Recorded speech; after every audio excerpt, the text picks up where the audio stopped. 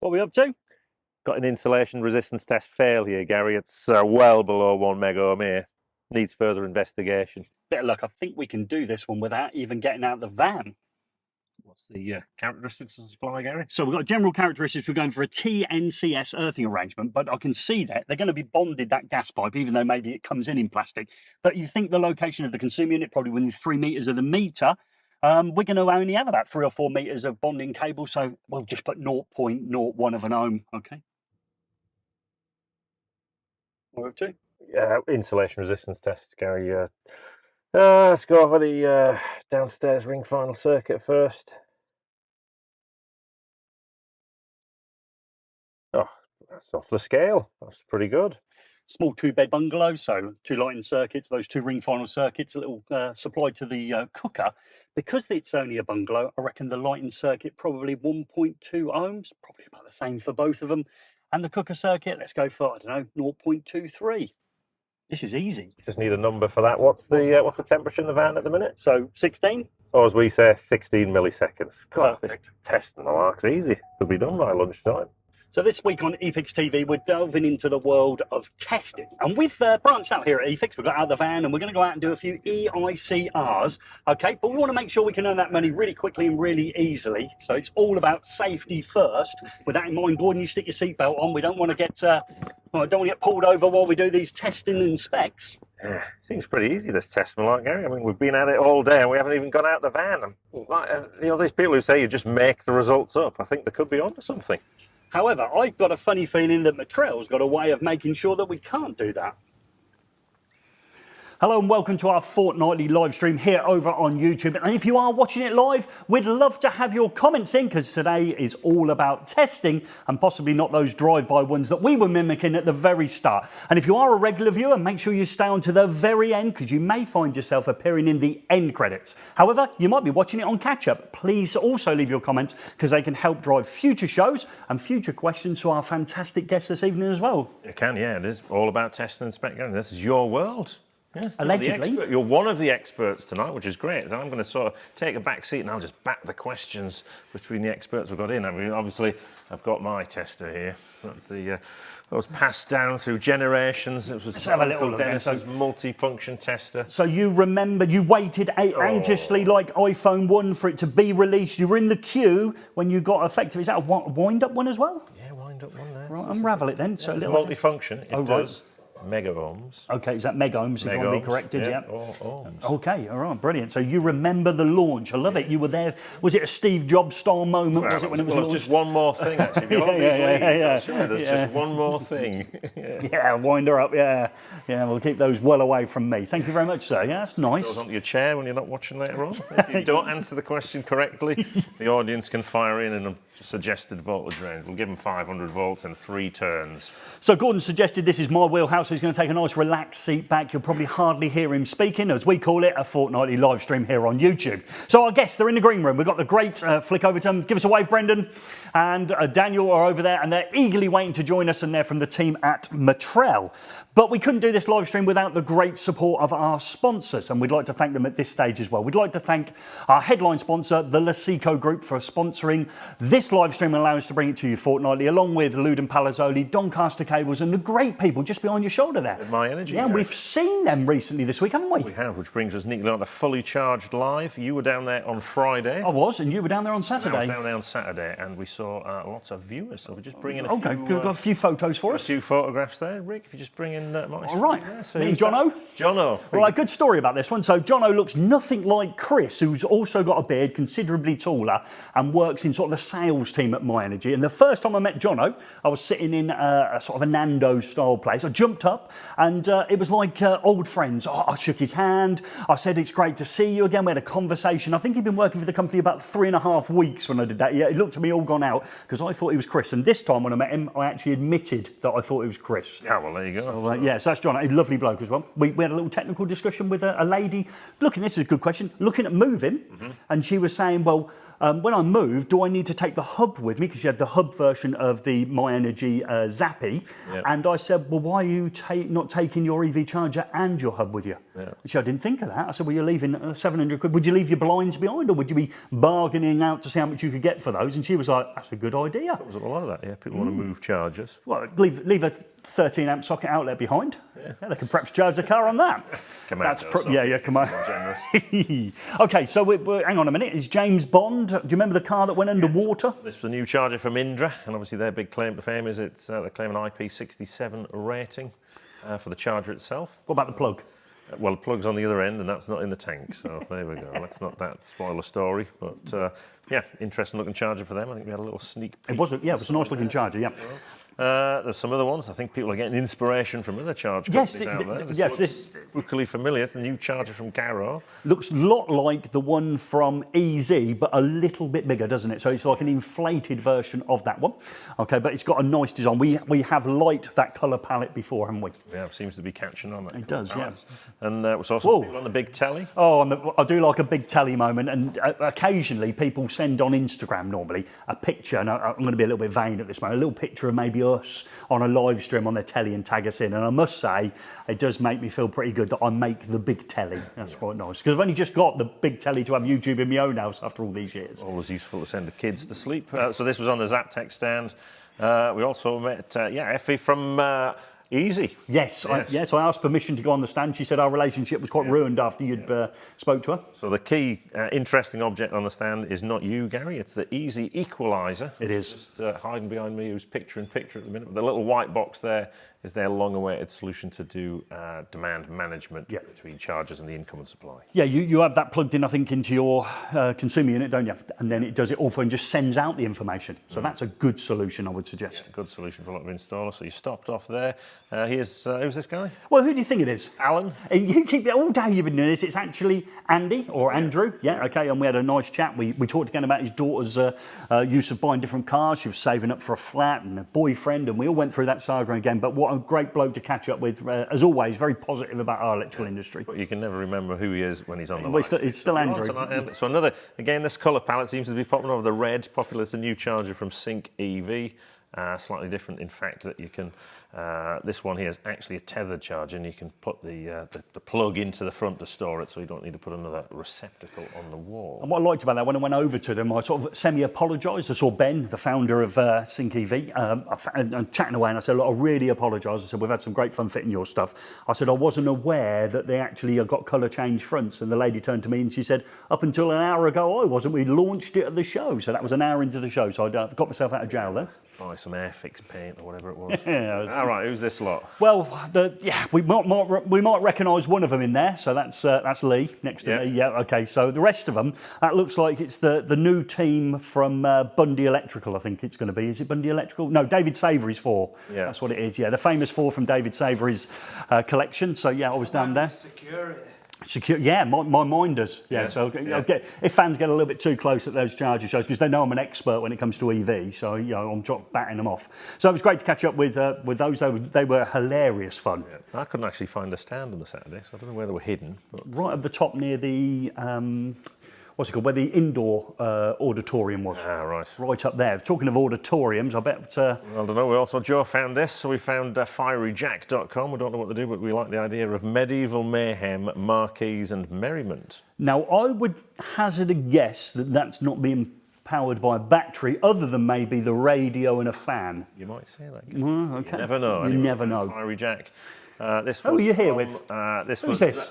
Who have you met? I warned at the time, I'm terrible with names. Oh! I've got his card at home. Oh, well, who is it then? He'll feel special this man. Imagine he's watching live. EV Avenue is his business. Okay, so what's his name? And Alan, I think he might have been Alan. I could be making that up as well, and you're not going to know though, are you? You're not going to know unless Alan fires in the comments. I will get back to him. He looks like one of the Klitschko brothers, doesn't he? He does actually. A whiff of Ian Peacock about it. Absolutely. And you fell asleep while talking to him? Is that what happened? That was it. Yeah. And then this guy here works for Lowry Beck. Who is he though? Smart meters. Who is he? Can't remember names. I told you I'm terrible with names. Ah. Yeah, but anyway, that was on the Survivor. And you met his little lad as well? Yeah, little lad as well. Yeah, take the family along to the show. Yeah. It's obviously getting them in early. It's like you take. So usually once a year you meet somebody really old with grey hair, but of course halfway through the year as well. So that little lad would have. Here's Joe in a Wendy house. Right. What's the thinking behind that?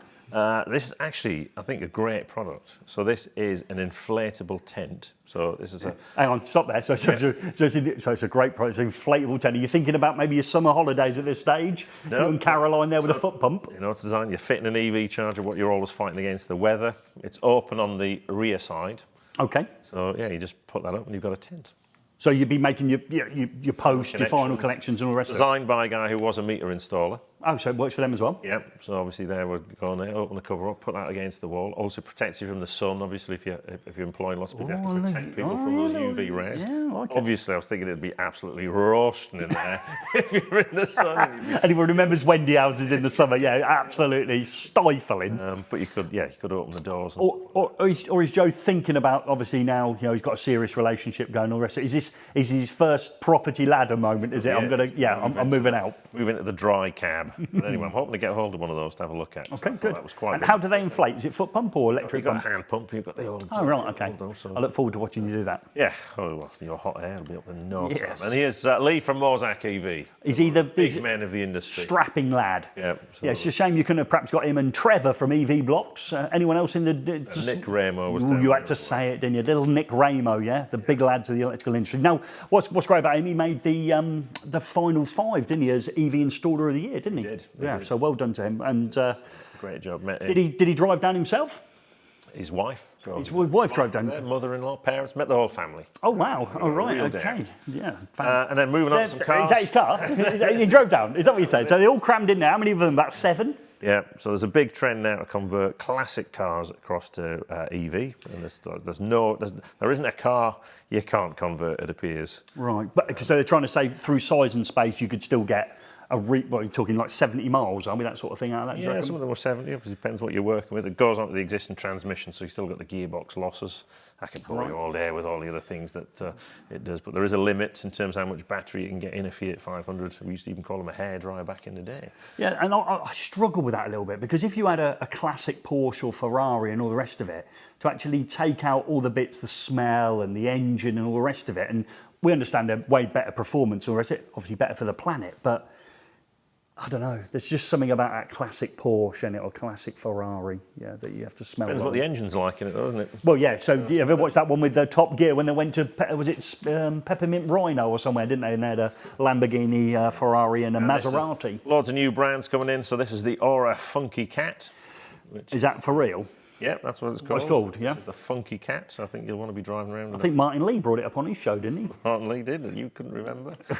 But, and there we go. That's why there was no one inside on Saturday, because they're all outside listening to me. Well, they stoning old people on the stage, were they? Yeah, that was. And what were you talking about? We were talking about future-proofing homes, and I say it was good to meet a lot of eFIXX viewers at the event, and obviously preaching to the converted here, because a lot of people have obviously they're driving EV, they've got solar, they're on that dream really. And did they start fabric first? Did they start there? Not until I got there. Oh right, okay. Everyone thought I was going to talk about EVs and all the solar panels, but no, I started on loft insulation. Yeah, absolutely. You got small bits first. No point. Yeah. Anyway, so that was fun there. What else? This was at first I thought it said Vectra on the front. Oh right. I thought Vauxhall would bring back the Vectra.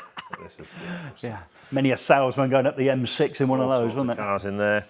And there we go. And last but not least, Sean Scanlon. Yeah, I missed him. He asked me, yeah. Well. He said, are you going down on the Saturday? I said, no, I'm down here on the Friday. So, I mean, lovely bloke as well. He looks like, yeah, you wouldn't want to get on the wrong side of him, but he is an absolute gent. So sorry, Mr. Sean. Fully charged, apart from this last one. There's a car of the future, that's the one. You didn't drive down yourself, did you? No. Look at that. That's yeah. So anyway, mine is you must be sponsoring something to do a lot of racing stuff. They do. Yeah. But, good show. So are we going to any other shows?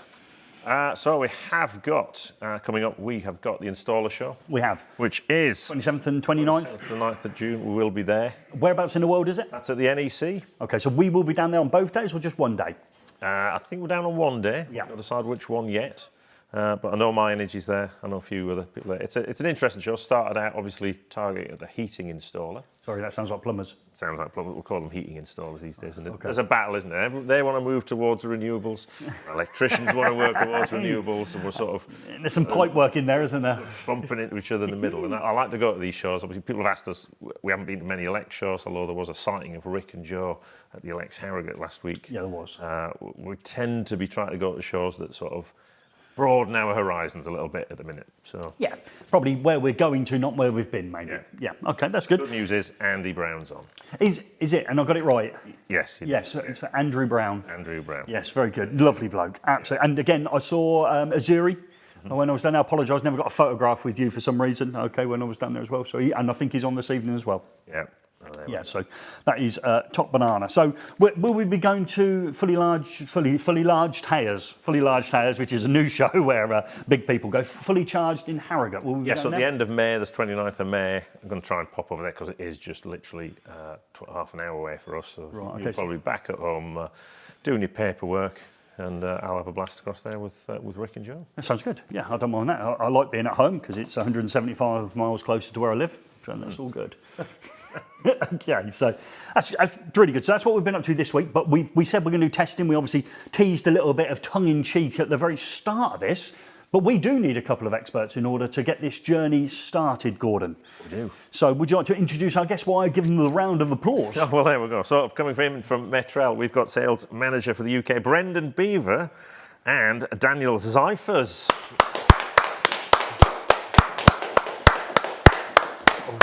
Brendan's took the chair near me. That's a brave move. Hey, I'm a brave man. Okay, so, thank you very much. Welcome. We've had a great day, haven't we? Pleasure. It's been a great day. I've really thoroughly enjoyed it. We've been touched for time today because we've just finished the race wall at 10 to 8, wasn't it, or whenever you've finally got over the line. Maybe I'm teasing again, you know what I'm like for times. So Brendan, give us in 60 seconds your journey. Oh, so for me, I worked trade counters from probably the age of 10 to 15 with my dad. He owned a DIY hire shop in Acton. After I left school, I left that job, done loads of different construction jobs, groundwork. Around 12 years ago, I went for an interview and ended up working for CEF in Kingston upon Thames. And then after that, a succession of kind of jobs for smaller wholesalers. And eventually found myself as sales manager for Metrel sales manager for Metrel, where I am at the moment. And that's the whole of the UK? Whole of the UK, yeah, absolutely love it. Right, Yeah. okay, brilliant. And Daniel, Yeah, myself. I left school at 16, worked in a variety of different construction jobs. About 5-6 years ago, I had a career change, decided to retrain as an electrician. And about 3 months ago, I found myself working for Metrel. Struck gold, he did. you struck gold. Yeah, struck gold. I like it. By the way, you dove in nice and early. I take it when the appraisal comes, obviously you'll be saving in with that one, will you? Of course. Is it a 6 or 3 months we're in for? Okay, so obviously just a little bit of a change for you, and you've been fantastic today. So you seem to have mastered the stuff along with Rick that we're going to talk about a little bit later on. But when we talk about mastering stuff, we have to think about that race wall, don't we? And we have to think about how easy it is to install a twin socket, Brendan. I'm not an electrician, and I found it challenging. I ain't gonna lie, there was challenges there. Okay, so we would say, wouldn't we, in another format, this is the non-dart player, isn't it? Because you've obviously got an electrical background, Daniel. Yes, a bit. So effectively you are the dart player, okay. Yes. You never watched Bullseye, did you? No, I haven't. Brendan, were you a Bullseye fan? Oh, you couldn't avoid it back in the day, could you? Sitting around the TV on a Saturday. When there was only 4 channels, Exactly, television yeah. was rubbish. Yeah. Whereabouts in Acacia Road did you live? 21. Did you? 21 Acacia Sorry, Road. it was 20. I lived in 20 next to this guy that wore banana outfits. Yeah, banana. Acacia Road. I love the way you dropped that in today. Yeah, Brilliant. I It was. always do that. And I was the only one who grabbed it. 21 Acacia Avenue, the yeah. best address in the UK. Don't know that either, do you? It's going to be a long night, and if you remember Banana Man, put it in. Yeah, so I guess it is time for the Electrician's Challenge. But before we see these 2 candidates in action, Gary, we need to guess some times, don't we? So it's time for the audience to join in. Can you bring in your graphic there, Rick? Let's just have a yes. Just remind me of the rules for a change. So the rules are, we'll try and get them right this week. You've got to guess, right? Daddy B's already in and failed already. You have to put who you think is going to win between these 2. So is it going to be Brendan or is it going to be Dan? And along with that, you have to put the time you think they'll do it in. So will Brendan do it in 3 weeks and 24 hours? If only. Or will Dan do it in 2 minutes and 51? So if you think Dan's going to do it in 2 minutes 51, put Dan 2 minutes 51. Or you put Brendan 3 weeks, 17 hours. Okay. There we go. Let's just see if that's come. And then if you are got the right name and the fastest time, you too could not get a prize sent to you in the future. Is that what the idea is? I think when we were at Harrogate, I think somebody actually found and confronted Junior and asked where the post had got to, didn't he? So yeah, so there's a few people still waiting for the post. I think we've got a new system coming up. It's called We're going to give it to Jenny. That was what Joe come up to me today and says, I think I'm going to pass the post on to Jenny. Yeah. So if you want a job doing, you get Jenny to do it. She's on holiday this week, so we've not got her here today. So unfortunately, no generation. So yeah, it's all good. So are the times coming in? Oh yeah, they're coming in now. Oh, I think we could have hoodwinked a few people here. But there you go. Never don't believe what we say when we say what the times are. Gary could be hoodwinking you. Yeah, you did well. So let's you can keep those times coming in as they get on with it. So there we go. Yeah. Oh, people. Oh, there's some. Yeah. Remember, also we want your comments on testing. We've got a question for you as well. So later on, as always, we're going to now ask the audience because we were given a question down at Fully Charged Live that we couldn't answer. That too. I've had it by email twice this week, and someone asked me in the audience at Fully Charged. And it's one of those always those questions when you get them where we waste time on it. Yeah. Yeah. So we're not anymore. So we're hoping that, again, eFIXX Person of the Year, okay, Eddie Clements comes up with the answer like he did last time for us. So we've got loads of times in. Rick, let's go to it. Here we go. So we don't even know who's up first. No, I haven't seen this. I've had a closer look at this one than most times, so here we go. So, first up, Daniel's up first. So with the electrician, the dart player's in. You won't know what that is. Yeah. Okay, for those people who are big fans of Prison Break, if you want to work out how to escape from Lineside Studios, it's tattooed all over Daniel's arms. Yeah. Fox River, I think they were trying to escape from, and it was, what was his name? It was Lincoln Burrows and Schofield, yeah, so that was... Here we go. Ooh, first time. Either that or a very good bit of editing. So we're around Lasico Bend, and we're going to be into our Ludum Palazzoli consumer unit here. So we did have some twisting issues, so I don't know which one this is. This is the long twist. Yeah, we've got Brendan menacing him in the background, lurking behind and putting the pressure on. A praying mantis. Yeah, okay, so... Ooh, grimace there. So we're going for it. Look at that. Yeah, aggressive into the consumer unit. So you used the house tools. You brought your own tools with you, did you not, Daniel? I did, but I left them in the hotel. Yeah, we heard that a few times today. Yeah, if only I brought my own tools, I left them in the hotel. I brought some tape, I left it in the hotel. Yeah, okay, I'm stuck with the tools. So here we go then. So we've just got to make the final. God, look at that, eh? Ooh, under the chin, love it. Chin screwdriver. Okay, so... Here we go. This is pretty quick. Rapid connections. I love it. Yeah, absolutely. Who needs a tool belt when you've got 3 chins? That's an electrical stair, isn't it? Here we go then. So the consumer unit is finished. So we're out of the Ludum consumer unit. I'm going to drop to our knees for the BG socket outlet. So how are we going to do this? Are we going to go long on the CPC or are we going to long on everything? Go long on everything. Scrapman's in for a treat this one. Oh, no. Oh, that's a tiny one. That is tiny. What I like about these screwdrivers, they don't come with instructions. Nearly everybody holds them on the actual shaft rather than the hand. Look at it, yeah, unbelievable. It's like, what's that handle for? Oh, we're back on the handle. Look how short that is, though. I'm going to make a new range of screwdrivers that just don't have a handle. Handle on them. Well, actually, you can buy those ones with the interchangeable ones, can't you? Yeah, just come with the actual... Yeah, but if the stubbies right, they'd be trying to hold it down further down. Here we go. God, this is good camera work, Gary. So here we go. CPCs are in. So looking good. Haven't made many mistakes here, apart from we keep picking our tools up. Well, never put them down. Once you've put that tool down and you've picked it back up again. There we go. I like it. So put it down and put it down again. Okay. Well, I need to pick it up again. So 2 connections and then we're finished. This is looking pretty good, Daniel. So we had 3 attempts. Of all the 3 attempts you had, which one did you think was your best attempt, Daniel? I'll probably say the second attempt. I would. Yeah.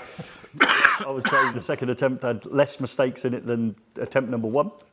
And attempt number 3. So here we go. So pop the socket on. You had some screw issues on one of your attempts. We dropped them a couple of 3 times, didn't we? So there we go again. So yeah, keep dropping those screws. And again, so we're going to use the screwdriver and the handle. Oh no, work our way down to the shaft of it. So don't bother with that handle. Here we go. Oh, conventional way, like it. Yeah, that's good. Not a bad time. That is good. Brendan, you can beat this. Come on, Brendan. I'll give it my best. Yeah, it's a race, Brendan. Come on. Here we go then. So how would you say your first attempt went, Brendan? It was a DNF, wasn't it? A do not finish. Yeah, it was did not finish, rather. Yeah, a bit of a refusal at the socket, wasn't it? It was miserable. Yeah, it was miserable. Yeah, we connected, we unconnected, we connected, we unconnected. So, so this is definitely not attempt number 1. Who's that? Who's in there? What's he doing? He looks like he's eating, whoever he is. Yeah, they say I eat round there. Looked like he had a mouthful of something or other. Doing it with my eyes Blind closed. there, do you see that? Yeah. Is that Yeah, like a- now that looks good. You must have listened to somebody today. Did you? And is this gonna? Is it? Oh, hey. rabbit out of the hole? Look at the reaction. Yeah, we weren't always that good. So yeah, that was good fun. So, and again, you've tried to keep it in the same. You've listened to your mentor. Your chocolate tea cakes. Oh yeah, look at that. I wonder if you're going to have time to munch away on that one. So onto the ends. Rick relaxing in the Oh, it's still there. Oh, you've moved it. Oh dear. Hang on. Third hand. What happened there? Somebody seems to have stolen your chocolate cake. That's a good shot. You were very serious. You wore your glasses for one of them. I don't think it helped though, did it? You did for the bottom socket. Your eyes open. Where did that chocolate biscuit end up? Like a hamster. Yeah, so it's all good. But you can. But looking at that shot of me there, you can't tell whether any of them calories are actually stuck though, can you? Yeah, you're looking at it, you're thinking Gaz is looking rather athletic. Yeah, okay. Chocolate tea cake. So yeah, you've gone long as well, so that should be fine.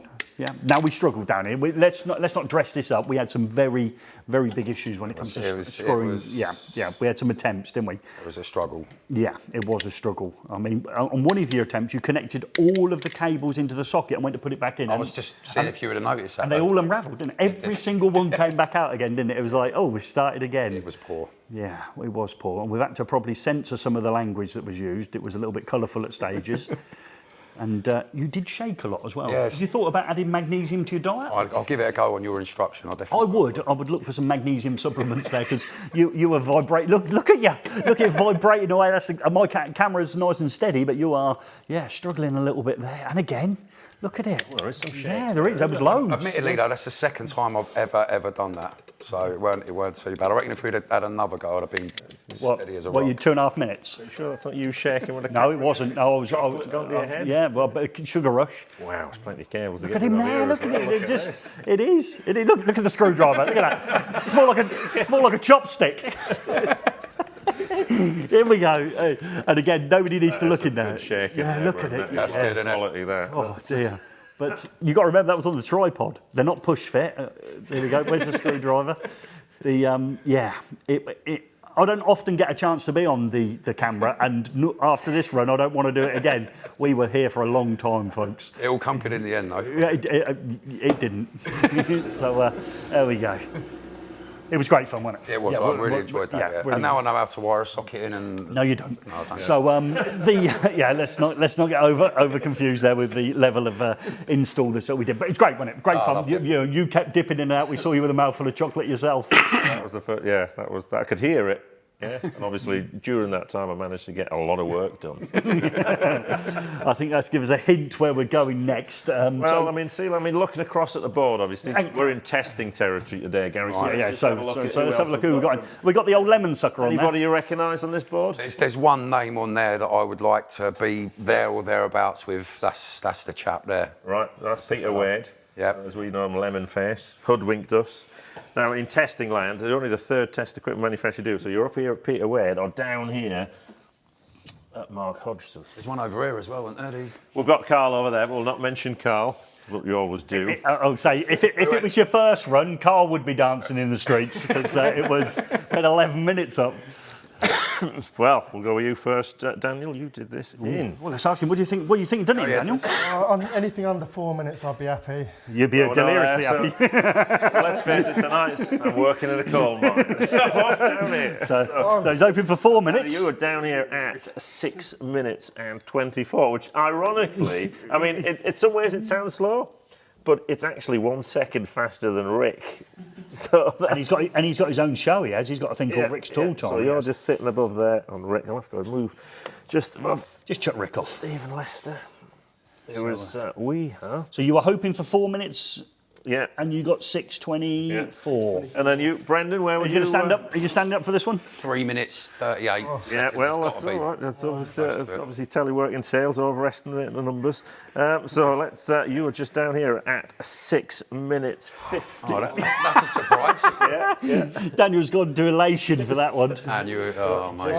Oh, Vienna's gone down one. Yeah, but just below, if you ever go to the trade show, you'll see David Barnes across at eFIXX. Have I finished above any electricians there? A one-handed girl, if that's any help to your ego. Oh. Yeah, in case you. Aaron at Doncaster, no. You're in non-electrician territory, but you're faster than Mark at TIS. That'd do me. There's a little bit of holding your hand, holding your head up there when you get to a trade show. Yeah. But, well, It's been a long day. I remember they were the fastest we did it in. So yeah, but again, you notice how he got 4 minutes odd. Yep. And he's beat you, and he's gone to elation, hasn't he? He's beat a non-electrician by about 3 seconds. Yeah, he's done well. And that's success. So have we got a winner? well, he'll tell us later on. Right, okay. So obviously, yeah. So you've got someone down there as a winner?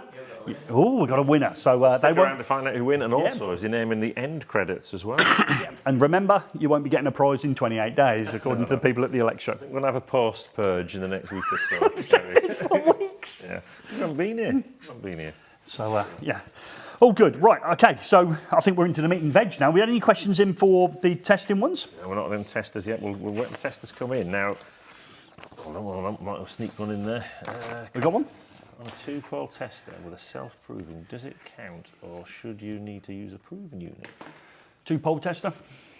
One with a proven unit, self-proven, isn't it? What, 2-pole tester? Yeah. I'd have to see it. Yeah. If it's self-testing, is self-testing? No. No. So you've got a proven then. Yeah. Yeah. Okay. Let's go with no then. Okay. That's an easy answer.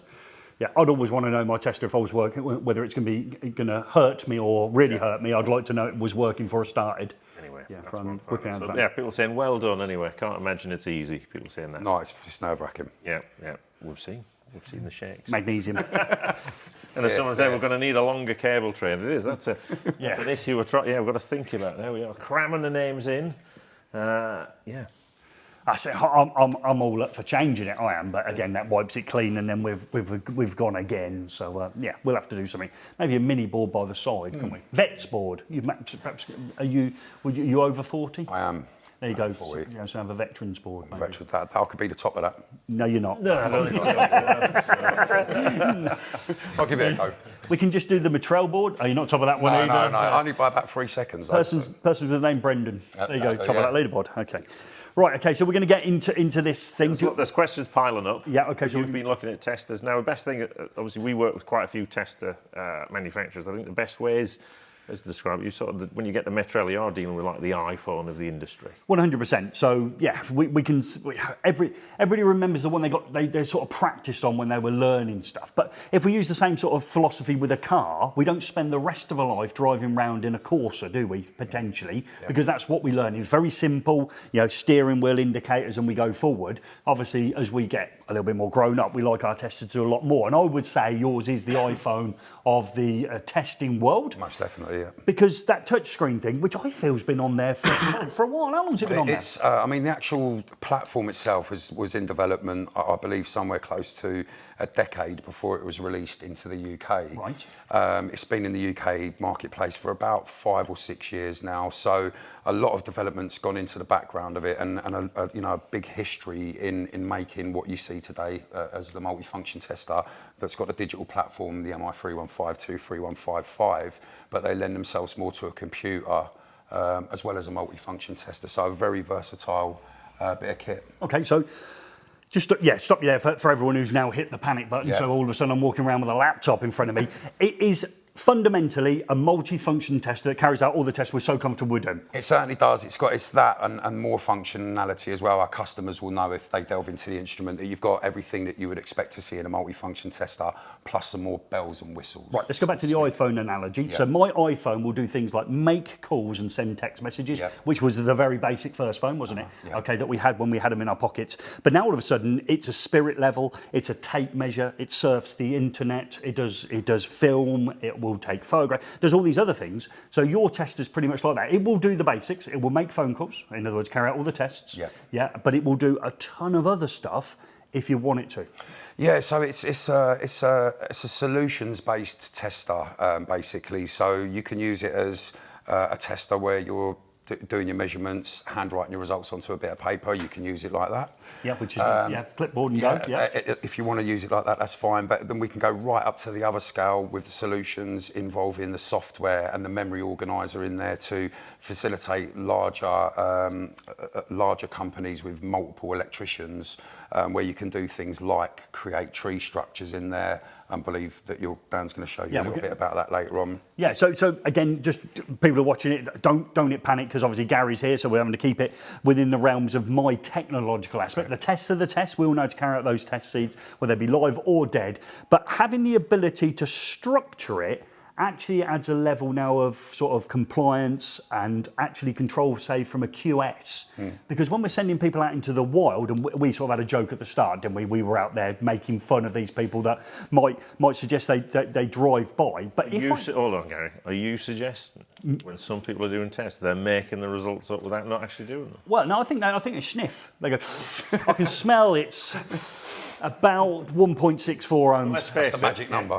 Well, it's two things. Obviously, the thing touched on there depends if you're an occasional tester.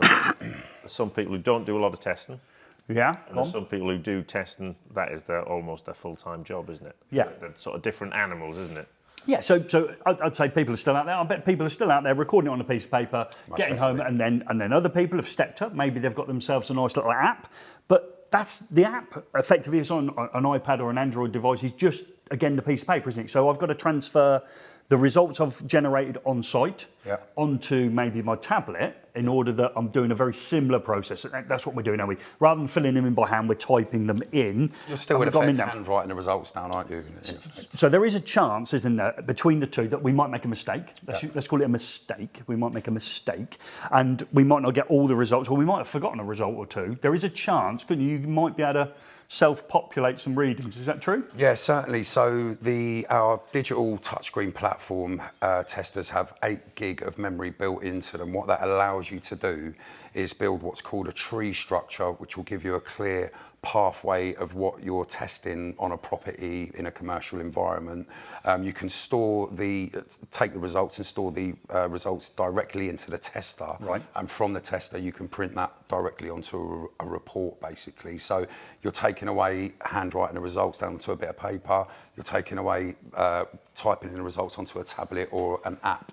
So if you can imagine, you go to site, you've got a tree structure. Yep. Do your testing from the tree structure, save it in the tester, and print your reports directly from the tester. Okay. So you're eliminating one of the steps or the paper and the app, basically, that other people are using at the moment. And again, if you're working on your own and you're a one-man sole trader, you might think, I might not go there. I might not go there. I'll do X. But once you start employing people and you want to make sure that you've got compliance, you've got conformity, you've got people carrying out the tests, this tree structure thing sounds really interesting, but it sounds rather like Rick to me. It sounds a little bit Rick. Well, it is, Gary. We've obviously had the Metrel testers for a long time, and sometimes we get lots of things through the door, and we get used to working them a bit, but we never really delve into the back office. And actually, until he came today, we didn't really appreciate the power that's built in to the tester of stuff we'd never used. And we've had it tested for probably 2 years. At least. But what I say, let's fess up. We're sort of, let's say, occasional testers. Yeah. Yeah, I totally agree with that. But once we unleash Rick on it, we unleash the power of it. And I think the only way to do that is actually have should we do a live Rick's tool time? Well, we've had to. We've set off on one objective, but we're completely swung on everything else because we've got some experts in the house, and we thought we'd best learn how to use it. So we're going to do a live Rick tool time. I'm going to pick Rick's brain on what he's learned today. You okay to come across as well, Daniel? Yes. Yeah. Okay. So we'll bring Handcam in. If someone brings Handcam in for me, I'll wander across. We'll just polish off Gary's tea cakes. Yeah. I only had one earlier on. That's all I had. Right. Okay. So take me off Handcam, please. Well, let me just fire this up. Right. So. Okay. So let's set a little bit of a scenario for me here. We all like a scenario. So distribution board. So we're not talking domestic consumer unit now. We've got a distribution board, and I've maybe come in to have a look at the state of the work. So I'm looking to quote to do the job. So I could have come in maybe and took a photograph of this consumer unit, distribution board, whatever we've got. So distribution board, take a photograph. Maybe I've taken the other ones in here as well. So I've got an understanding. Or maybe I've collected the previous test result sheets. So I've got an understanding of all of those circuits. And I take them back. And then with the client, I agree the limitations of the work. So example being, in this installation, we might not be able to get up and do an earth fault loop impedance the lights because obviously it's too high. Okay, so we've got all those limitations in place. And I can get a tree structure, is that the right word? TreeStructure, I believe. TreeStructure. So I could actually, per circuit, tell the electrician what test to carry out. I can admit some tests, maybe because we've agreed that this is not an initial installation where you'd have to do all the tests. And you had to go at building that tree structure. Yeah, so today we've been trying, we've been building the tree structure here. Right, let's bring Handcam in then. So here we go. So if you have a look here, we've got our eFIXX board, which is the one that's up on the wall here. Okay. We've just built. Is Handcam in for me? I believe so. Yeah, okay, thank you. Right, let's have a look then. So, yep. So what we've got is our board here. Yep. We've obviously given it the distribution board. Yep. We've moved on. We've got some bonding that we've got here. So Yep. we've got water, gas. Now these are the circuits that we've got to work on. So we've got a solar, we've got an alarm, we've got an outside light circuit. And they match up with the distribution board to my left, yeah? They do, yeah. And then obviously what we've got on here is the resistance. So we can do so we've got a low resistance test. We've got an RCD test, we've got an earth fault loop impedance, I'll take that's an insulation resistance test there. So you've said on that circuit, the solar circuit, you've defined which test to carry out. Yeah, exactly, yeah. So we built it ahead of time. In our instance, it's obviously been put on the wall and what have you. But if you wanted to, you could obviously build it ahead of schedule. So if you've got your design in, they're telling you what circuits you've got, you can build your testing a new in build, advance. I can build it in advance. Exactly, yeah. I've got this little lead here, okay. Once you've built it up together, Yep. you've got your cable here, as you can see here. Yes. That can plug in to the tester. Right, We download the test sequence. okay. Or is it the test sequence? The tree structure. The tree structure, Sorry. and we've got that there, because I see that And eFIXX then we Unit can 1 move again. that straight onto this unit here. Right. And then we just follow that structure all the way down and carry out each test that's required for each circuit. And then obviously whoever's on site can take that test. Right, okay, so can you open that tree structure up when we're done? Yeah, okay, so I should see what we've seen there on the actual, right, okay. You've got your distribution board, you've got the bonding there. Right, so one thing people will have noticed now, oh, hang on, apart from I've pressed the screen when I weren't meant to, is we've only got the water and the structure, because we were in here earlier and we did a little edit on site, because there was no gas, was there? There was no gas, so we removed it Okay. from part of the structure. Okay, so if we move this up then, you can see what we should be doing. So we can see what tests here on, say, on the alarm circuit. Okay, so the alarm circuit there, we've got our tests that we're all comfortable with. I like all of those. So once I've done that test, it will self-populate the results, is that right? So what we do is we'd press on this test, and Yep. we'd press the play button, and we'd carried out the test. Yep. And once the test has been carried out, it would be saved directly into that circuit there against the alarm. So when you're on site as an electrician then, if I send somebody out and they don't do all these tests, I know that they haven't completed all the things. There's a colour-coded scheme to all the tests. So if it's blank like that, the test hasn't been carried out. Okay. If it's a green, it means the test has passed. And if it's red, it means the test has failed. Okay, so I get on site and all of a sudden then I find a new circuit's been added. Maybe, I got the results from 5 years ago. I've populated it from those charts. How do I make sure then that I've got to add another circuit on site? Do I need a laptop? No, Is that it's what I'm not a saying? problem. You can do that all from a tester. We can add another circuit here. Right. So what we do is we go here, we go to this section here, Okay, and we'd add another structure. okay, We've add structure, and we can add another circuit there. Okay. We can put in all the circuit details at this point as well, but we'll create the circuit, and there's a new circuit there. We can rename that okay. to whatever the circuit may be, whether a power circuit or a lighting circuit. Yep. So if we do, say, lighting circuit. Yep, so we've got another lighting circuit in there. Yep, that's good. So we've added that in because that's been added since we last obviously was here, and we go through that process, so that now appears there. And then we can add in the We can test. start to add some tests into Go on, just here as add well me now. the continuity test in So there. we'll go to add a measurement, Yep. single tests. This brings you to A screen test we're very page. familiar with, yeah. And then we can select whatever test we want and add it there. That's it. And now that is in the Oh, wow. schematic tree against the lighting circuit. Well, that's incredibly easy. Yeah, so once that's finished, then what happens? So once you've completed your tests, you can send it back to the PC and print off or populate a IET report with all the information from the tester. So, So it's So you're talking already- all your test results. Yeah. wow, so hand cam off. So yeah, that is. Hang on, just let me head around it because you loved it today. I mean, I did a body swerve, didn't I? I was like, we're doing testing. Oh, right, I'm in my element here. I think it's one of them. You got it real quick, yeah. Okay, you're on it. Yeah, you were cloning them. So in other words, if we had 50 properties, we were perhaps doing new builds. I took Dan under my wing and showed him a thing or two. Now, Rick's still on time. Now. Where's the pencil gone? You're normally looking at. Okay, so you cloned it across, so we could do that. We've got 50 properties. They're all two-bed semis. Built to the same specifications. You can clone the structure from building 1 to building 2, right. Building 2 to building 3. And just make the alterations as you need. As and when you need to. Yeah, it's really easy. Now, it does mean that I think we ought to bring Brendan back in to see what happens once, obviously, those results are exported and see the benefits of that as well. But what's your thoughts on that, Rick? So, yeah. For me, well, I enjoy technology as a whole anyways. And, once you've got it set up and you've got a procedure in place, if you follow that top to bottom, okay, there might be some changes. But once it's filled in, there's no writing it down. You export it straight to your computer, print, done, PDF. And what you can't do when you're on site is you can't fake the results, can you? So you have to carry out the test, you add the test before you move on. So, I'm sure people are out there time and motion study. So they said, well, I know exactly how many tests they can get done in a day or not as a game. I like it. I like that functionality to it, yeah. Yeah, and right up my street. Yeah, think of those people that maybe, as we joked at the start, that might have added some results into one day. You can't physically add your results in. You have to carry out the test. Exactly. I like it a lot.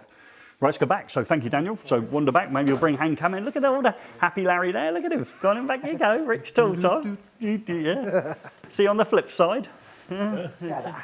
Well, that was fun. I mean, yeah. I mean, I can see straight away people in the comments. Some people are either on the page with this. Yeah. I would suggest I they're... wasn't. I'll be honest. People who do a lot of testing. Yeah. I'm thinking straight, and again, Richard Brooks straight in there because he works in that sector. Very handy for new build. Yeah. Yeah. Now, I mean, I'm suggesting on new build, Gary. Yeah. What I've heard some people do is, you've done, the Laurels, as it's called, the 3-bedroom semi. Yeah. Yeah. Where they've built them all over the stair. The results on them should all be the same, shouldn't they? It was I bought a new house 15 years ago, and I did that classic moment. I did full set of test results. I loved it. Yeah. Of course, 2 doors down, I got really mates with him, so I asked to look at his set. Absolutely identical. Yeah. Well, it should be. The cable routes will be exactly the same. And I always love it when there's no pen errors on it as well. It's just like almost like you've sat there and wrote many of them out at the same time.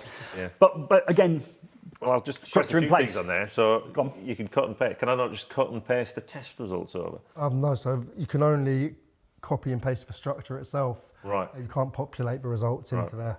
So I'm back at the office, Brendan. Yeah, Gary's out inside. Rick's doing his testing there. Yeah. They've missed a test. I'll just sneak in on the laptop there and just slip one in. You can't do that. Yeah. You can't do that on the laptop. It can't be done. It's basically certain things in the tester that you can't cheat, for example. There's no way of cheating it. Once you've got the structure in there, like Dan said, it's got a colour system. So, you can see what you've done and what you haven't done. So it's very easy for a QS or, someone that's in charge of multiple electricians to actually see what's going on, have some confidence that the tests are being done correctly, as we know they generally are anyway, most of the time. So well done, Brendan. So there's a very easy way there to keep track of that. And what that actually means then is that getting the reports back is a very easy process as well. So that data now is on the laptop, and that's going to go in fully populated report. That will fully populate the report from instantly. It's not a difficult process. The software that we have that runs alongside the test equipment, Messam, is very intuitive, quite similar to a Windows setup. Right. So it's not something that's very alien. Again, with most things new, you've got to put a little bit of time into to understand how it works. But anyone that's a current customer of ours or anyone that's thinking of coming along to the brand can contact us and we can handwalk people through setting up structures. We are looking at doing some tutorials coming up in the future as well. So I understand that this is very different, a very different thing than you'll see in other multifunction testers, but we're certainly here to support anyone. Someone's just said on the test, so say you're doing a test and it's failed, is it easy to go back in and if you've quickly rectified it and go back in and retest, yes. Yeah. Okay. You could add the test into that circuit again and leave a comment saying retest of insulation resistance on lighting circuit. And this is another handy thing with the tester as well, because it is a multifunction tester lending itself to a computer. You've got the facility in each test to actually leave your comments against that test as well. So we really have eradicated pen and paper. That's the solution that we've kind of gone for here, is taking the measurement, storing it in the tester, getting your report out. There's no pen, there's no paper involved. So we're trying to really push the technology forward in that instance. So you can't make a written error, so you can't accidentally write down the wrong reading, because it'll be transferring it, and they can always carry out the test wrong, but of course that will give us a red flag on the thing. So, and again, it will transfer the exact result across, and then we move on to the next one, which transfer. And just think about what we're doing at the minute. We're taking those results, we're putting them on an iPad, aren't we, or a tablet equivalent, so we can issue that certificate. But again, I could just type anything I want. I can't type anything I want. That's the bit you've removed, isn't it? Well, if you think about it, the iPad or an app where you're writing it down is just the modern day of writing something onto a bit of paper. So all it is doing is taking the paper and pen and moving that technology forward. But what we're actually doing is moving, 4 or 5 steps beyond that, eradicating the pen and paper, no mistakes, streamline your business, nice and tidy. Once the reports are on Messam, they can be emailed directly to the QS or whoever needs to see the report, get your job invoiced out, and everyone's happy.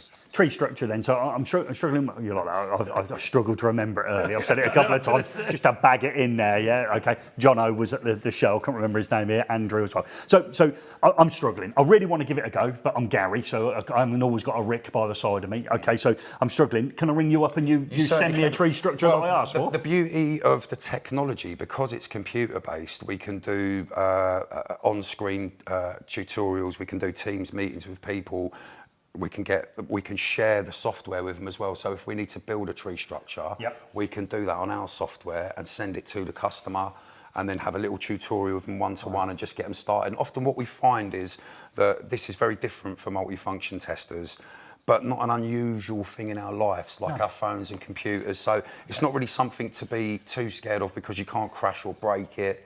You can't make too many mistakes, but as I say, we're always at the end of the phone already emailed to help anyone else. It's that iOS update for, I know you're an Android person, you won't understand real technology, but so your iPhone does that update, doesn't it? Effectively gives you a new operating system, and they move some widgets around, and it doesn't take us long to get used to it, does it? It's like the phone, basically, and again, with the power of the technology, the firmware updates are very, very easy, and that's done through our website. It takes about 20 minutes once the tests get regulated.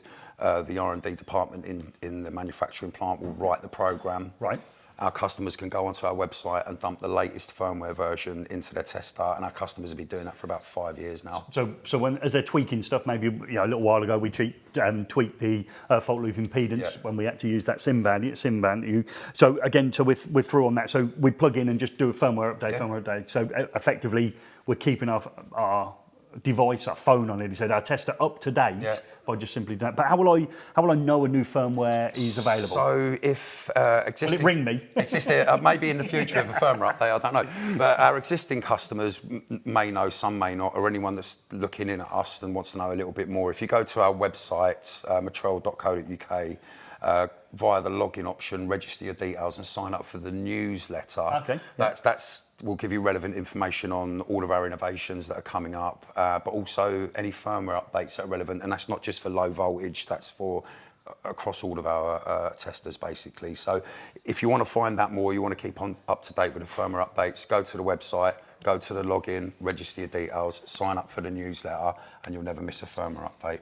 And really, the power of the tester itself, updating the firmware, which we've been doing for a long time, is immeasurable, and our customers love it. Yeah, I mean, just a question on for people are asking about iOS apps. Is that coming? So we on good authority from the R&D department, who always keeps things guarded to their chest. October, November this year, we're expecting to go across all platforms. With that, you're going to see a lot more innovation coming from us later on this year and going into next year as well. Not much we can really talk about, but for us, any of our customers know that the tester's very different from other testers out there. But this is only really the beginning for Metrel with the touchscreen technology and the digital platform. So, you know, there's a long way to go, and you're going to see a lot from us. But iOS is there for the app, is it? iOS is coming. We're Android at the moment. Yeah. iOS is coming at the end of the year. That's what I've been assured. And I think you've left a link in the description if people want to get that newsletter for the updates, etc. Yeah. You've left a one in, Gordon, yeah? Yes, there is a link for that. Yeah, definitely. And what about Mac on the software? Again, that's all going across this year. That's being worked on at the moment. We like that. We like that because I'm an iOS. We mainly use iOS, Brent. I'm just going to have to fess up. No, that's all right. That's all right. After the first time I had to update the software on the on the Metrel when we brought the active switch, the active switch in for the phase rotation. Great product. Yeah. But I had to go back into Windows world, which was a painful journey. Okay. It was like chopping down tree structures to get in there. Well, we'll have that one sewn up hopefully by the end of the year. So that's good news. Well, that's progression, isn't it? Yes. Yeah. But it is also nice for those people that maybe find them changing their testers on quite a regular basis. That it's just to plug it in. We got the active switch. We had the ring final circuit tester, didn't we? Yeah. Okay. I think it was a firmware update for that, wasn't it? That's correct. Yeah. To do that, obviously we've just gone now to TreeStructure. It's just our testers staying relevant, and we haven't had to buy another one, which is a nice place to give you an idea of the real power of it is both the touchscreen ones, the 3152 and 3155, when they were released into the UK, they didn't have the facility to do EV testing. Oh, right. What we done was, again, wrote a firmware package, downloaded them into the tester, and what you see is the auto sequence EV test was a firmware update. Right. So that will give you an idea of the power of what Metrel can do. We can actually add full auto sequence structures in for new tests that are coming into the marketplace. You know, I like to say the word future-proof, but you can often be proved wrong if you ban that word around too much. But generally, that's what we like to say, the testers are future-proof.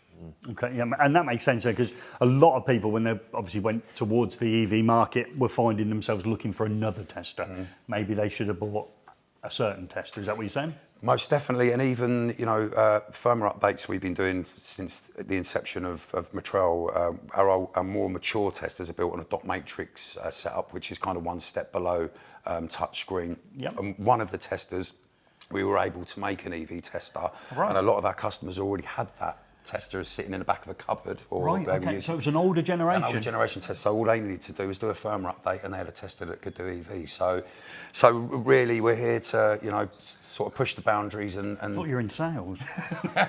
Well, sold it once, it just keeps going. Yeah, no, it's a good little tester. It's the 3125 BT. Oh, we love the 31. Yeah. That one can be updated, can it? Yeah, so I like that one. You struggled what the BT was for, didn't you? Bluetooth. Yeah, Bluetooth. I did a whole video, 11 minutes. Unfortunately, you had a bit of a family thing, didn't you? Yeah. I had 3 videos to make in a day, okay, which was never been done before in eVIC. And he come back and he said, I absolutely loved the testing video.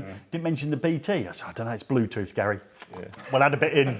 We'll add a bit in. So, and it does B-type RCD testing as well, so yeah, it lends itself towards EV. So again, with the change in RCDs, as you've mentioned it, so let's say we were A and AC. Are you telling me with a firmware update we managed to get F and B and B plus in? Is that as simple as that? It's all in there, yeah. Wow, okay. That is good then, isn't it? Yeah. You know, because again, a lot of people with an older style tester would have been able to do maybe A, C and A, but nothing else. And then buy a new tester for 800 quid to do whatever else they wanted to do. That's your opinion, not mine. Okay, that's, yeah. Okay, well, just update. I think that's I think a lot of people are on the page. I think obviously there's those people who still like a Robin. Yeah. I found one in the garage when I tidied it up. I should bring it in. Again, it depends on that, but I think we should take a little test and break because we've also looked at something new today. Yeah, what is that? It looks like a slinky. Let's have a close look on Handcam and see what we've got there. So it's a metallic conduit. That's conduit, is it? Yeah. Oh, look at that. It's Looks good. yeah, more like a spring off the old Tesla. Oh no, we ain't got it anymore. It's, another broken bit. Looking like an old spring on the suspension. So this is Marshall Tufflex Super Tube. Yeah. Which, well, let's have a look and see what we found out about it.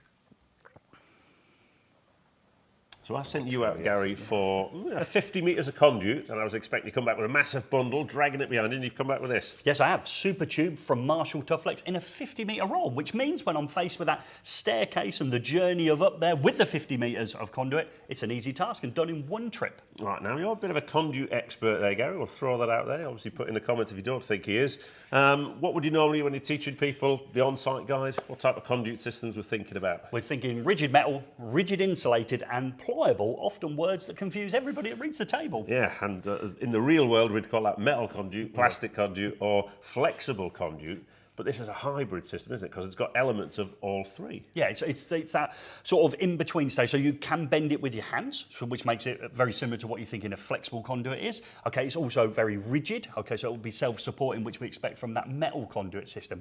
So it gives you the opportunity to maybe those arches down in London. You were down there, you brought me back some photographs, and you said, Gary, this is a real conduit expert, when they've shaped across the arch, and they said, how do you think they've done that? And I suggested to you, like I was trained, using the old ash block and just gently feathering it in, but you thought they might have done it in a different way. Well, I thought they must have done it in a factory with some rollers, because they were pristine, and you've never demonstrated that. And No. I think we do need a video for our conduit series on you bending to a very specific radius over a long length.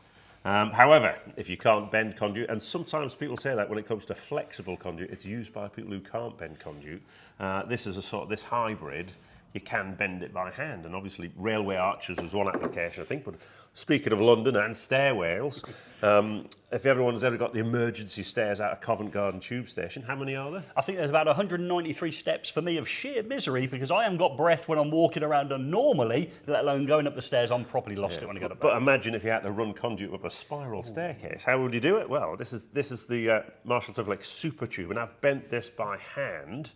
And yeah, just imagine you could do this over 50, or actually you can even get that in 100-metre length. As long as it's in black, as they would say. Now this is by hand. Now you can do quite, shall we say, slow bends or quite relaxed bends. If you want that precision bend, there's this pipe bender here that we've had a go at. Yeah, it's a fantastic bit of kit. I would suggest it's probably out the world of, dare we say it, plumbing, okay, in order to do it. But that ratcheting mechanism in order to make that bend is very satisfying, and it's a simple process. And it goes back to, again, saving time. If I've walked up the stairs with 50 metres of this is considerably easier to carry up than the traditional conduit bending machine. It is. So we've bent it. We've got a machine that looks great. Looks very technical as well. Yeah, satisfying, like an archer when you're using that as well. Cutting it. What we've done to cut it? Yeah, so we used, again, we strayed again back into plumbing. We used that plumber's slice in order to rotate around. We found that okay. It cuts through, not a problem at all to do it, and a deburring tool on the end to make it a nice smoother end. But then we delved back into our toolkit, didn't we? We thought we had something else, and eventually, and I'd say at Lineside Studios, eventually when we found it, we brought out the eFIXX cutter, and that was brilliant, wasn't it? Yeah, that gives it almost like factory cut end, smooth, and no need to deburr it. So I'd say that would be my top tip on the tool to use to cut it. So inside there, this is a 3-layer construction. It's got an inner polythene core, a middle aluminium continuous core as well, and then an outer polythene sheath. The great thing about that is it means it's low smoke, zero halogen, Okay. which obviously not a lot of plastic conduit systems are. So again, it's a hint back to advantages of a metal conduit. The real application for that is probably in areas where you want a great screening. Right, okay. So data cables, and there's certain heavy industrial applications where that becomes quite important. So you can use that as an earth metallic sheath. So if you're going to use it as a screen, we're going to need to earth it, okay? So there's a grub screw on the box which screws into that aluminium, and then when we earth the back box, we pick up the earth for the system. We did it here on our lovely conduit system, first attempt with a super tube. I think we've done a great job, and we got a very low reading when we measured it. Yeah, the only additional step you need to do that is you do need to expose the aluminium inner core, so that's removing the black outer core, as you put it into the box. Now there is a special tool to do that, which is again a very interesting tool, because you could use it as a ringing tool to create that first ring, and I found because you just need to remove a short length, it just pulls off. Or you can flip the tool around and create a spiral in action to go down there and create almost like a PVC slinky, and I removed quite a bit of that. I don't know why you'd want to do it, I just did it to test the tool, but again that was a simple process to do that. And again, you're thinking the applications for this is, you know, sometimes you can't use metal tube in industry because of the chemical environments and things like that. Yeah. So again, that inner core of metal, we've got the screening advantages, but the outer plastic can be useful in some harsh environments and things like that. And when you're thinking of harsh environments, I'm thinking of the ambient temperature range of this. It's Olympic, from -45, which I would say would be, you know, Skipton chilly, all the way up to 120 degrees. So we're going right warm at the other end as well. Yeah, so again, that sort of throws up some interesting applications. We'd love to know the sort of things that if you've used this super tube, what you've used them for, can be also cast into the screed within flooring systems as well. well, so it's another advantage. And we had that debate about how long you can go between access points on it, and we haven't come up with our answer on that yet. We're still arguing it because Gary sees it as a conduit system, I see it as ducting. Yeah, and I think that's a nice way between it, and obviously we wired the system in, and we're doing a lovely short video of installing it and wiring it, and they're out there and available for people to pick up and watch as well. Yeah, so where would you position your boxes? How far apart would you put your saddles? And we did a bit of an experiment, didn't we? Use the maximum distances from the on-site guide, and then we changed it around a bit to make it a little bit easier for us to install first time. Yeah, and the first thing we were worried about, obviously, because you've got something that's sort of rigid and flexible, is getting it straight. It's a bit like a pyro cable, isn't it, for people? But we've managed to, I think we've done a pretty good job here. You'd almost struggle to see that it's not conventional rigid plastic conduit. Yeah, for the first time we did it. And again, it hangs probably similar to a steel wire armoured cable is what I would say. You're never going to get it absolutely flat to the surface. There's always going to be a slight variation in it, regardless how many fixings you put in it. And that's what we found. And the MI is a great one, isn't it? You have to respect mineral insulated cable when you roll it off the drum. So when you roll this off, everything you do at that stage is vital for the installation. And the great thing about the Super Tube is you can mix and match easily between systems. So say you were using the full depth of it with the aluminium screen earth, and then swap back to a metal conduit system. You've got adapters here that takes you from the Super Tube to a regular, so think about like a threaded nipple, and you can go straight into a conventional boxes, then you're back into your metal conduit system. But you could just, you know, if you didn't need to use the screening, just use regular conduit boxes in there as well, so on a plastic system. So you're telling me this system, the Super Tube, can go between the plastic conduit and metal system. I'm thinking of that arch now. I'm probably going to have bits in steel conduit go over the arch, and obviously the Super Tube to make my life considerably easier. Well, the bit you've proved you haven't bent, you can't bend, yeah, you're going to use the Super Tube. Because I'm still struggling to find that ash wood block. It also comes in white, and can you get it in lengths as well if you wanted to? So, yes, the difference. So the reel, up to 100 metres, comes in the Henry Ford colour scheme, so that's black only, and you can get straight lengths in white, in the regular conduit lengths as white, so 20 or 25 millimetres. It's conventional saddles, everything else you could use with it. Now the interesting thing is, because when you're installing it, you've got less couplers. Yes. Yeah, obviously your bends can be a little bit more smoother and things like that, but you need less materials, and I think you could probably get away with a few less saddles compared to PVC. You might need a few more than metal. Okay. We don't know, we're still on there. But Marshall Tufflick have added this up, Gary. Okay. And you can save an amazing, compared when you factor in the labour costs and the reduction of materials, 57.27%. Yeah? No, not 58. We're not quite at 58, but we're not as low as 57. I think when you get that decimal point on, you've got the granular detail there from Marshall Tufflex to say how much quicker it is to install. And we got that feeling as well, didn't we, when we did ours? Considering it was the first time we've installed it, it did go quite quickly, didn't it? And drawing in the cables was an absolute dream because it's continuously smooth system in there. We used the vacuum cleaner hack. Watch the short video if you want to see us do that. Again, can you give us your feedback? Have you been fitting the Super Tube from Marshall Tufflex? Have you got any top tips for the community as well? Leave them all below and we'll get back to as many as we can.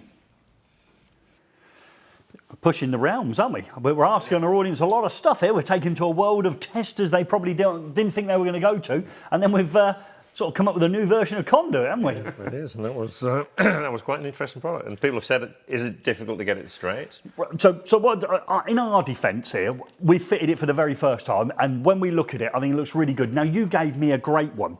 So it's sort of, the only way it doesn't look perfect to the eye when you think about conduit is the fact it's more like steel or armoured. So sometimes it will touch the surface and sometimes it will come off the surface. So when you look up, you sort of see a shadow underneath it. It's dead straight. As you look at that, Brendan, give us your honest opinion. So bring in Handcam. Pretty straight to me. Yep, so there it is. So we're up there with Handcam.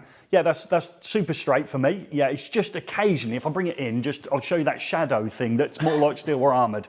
So where we've got it slightly closer, slightly further away, gives you that sort of steel or armoured look to it.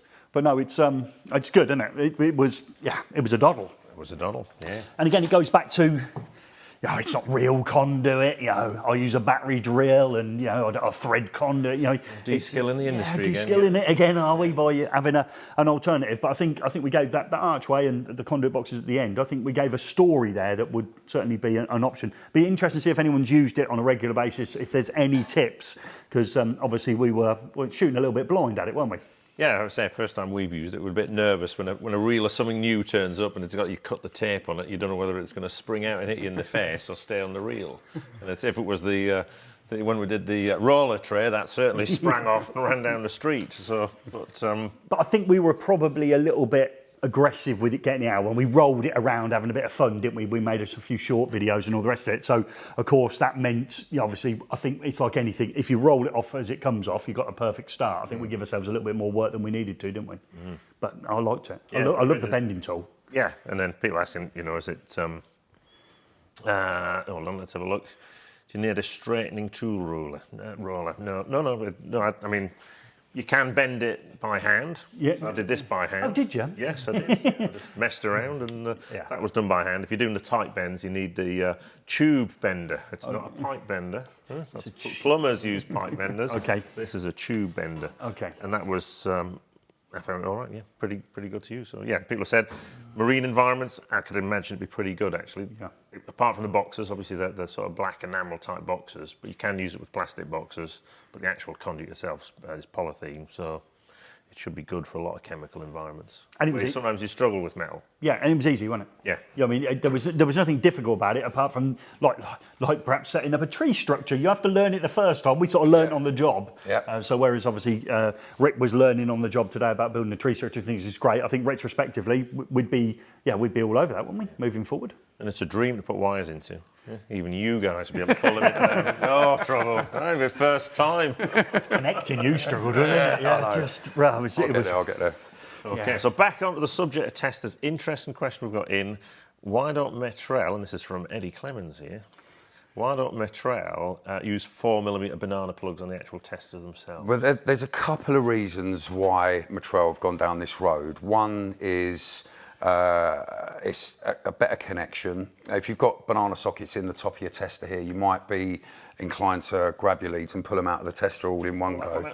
So the way the block connector is, you can only a block connector. You can only put it in and out. You can't wiggle it and pull it out sideways. Also, if you've got a bit of stress on the cable, that's going to stay nice and firmly in there when you're testing. So ultimately what it means is you've got much more of a reliable cable with a better connection that's going to last longer, but also you're protecting the tester as well. The last thing you want is, wounded banana sockets there that you've got to then send in for repair because of the leads coming out of the tester in a certain way. So it's a much more of a reliable connection and will stay where it needs to be if there's stress put on the cable.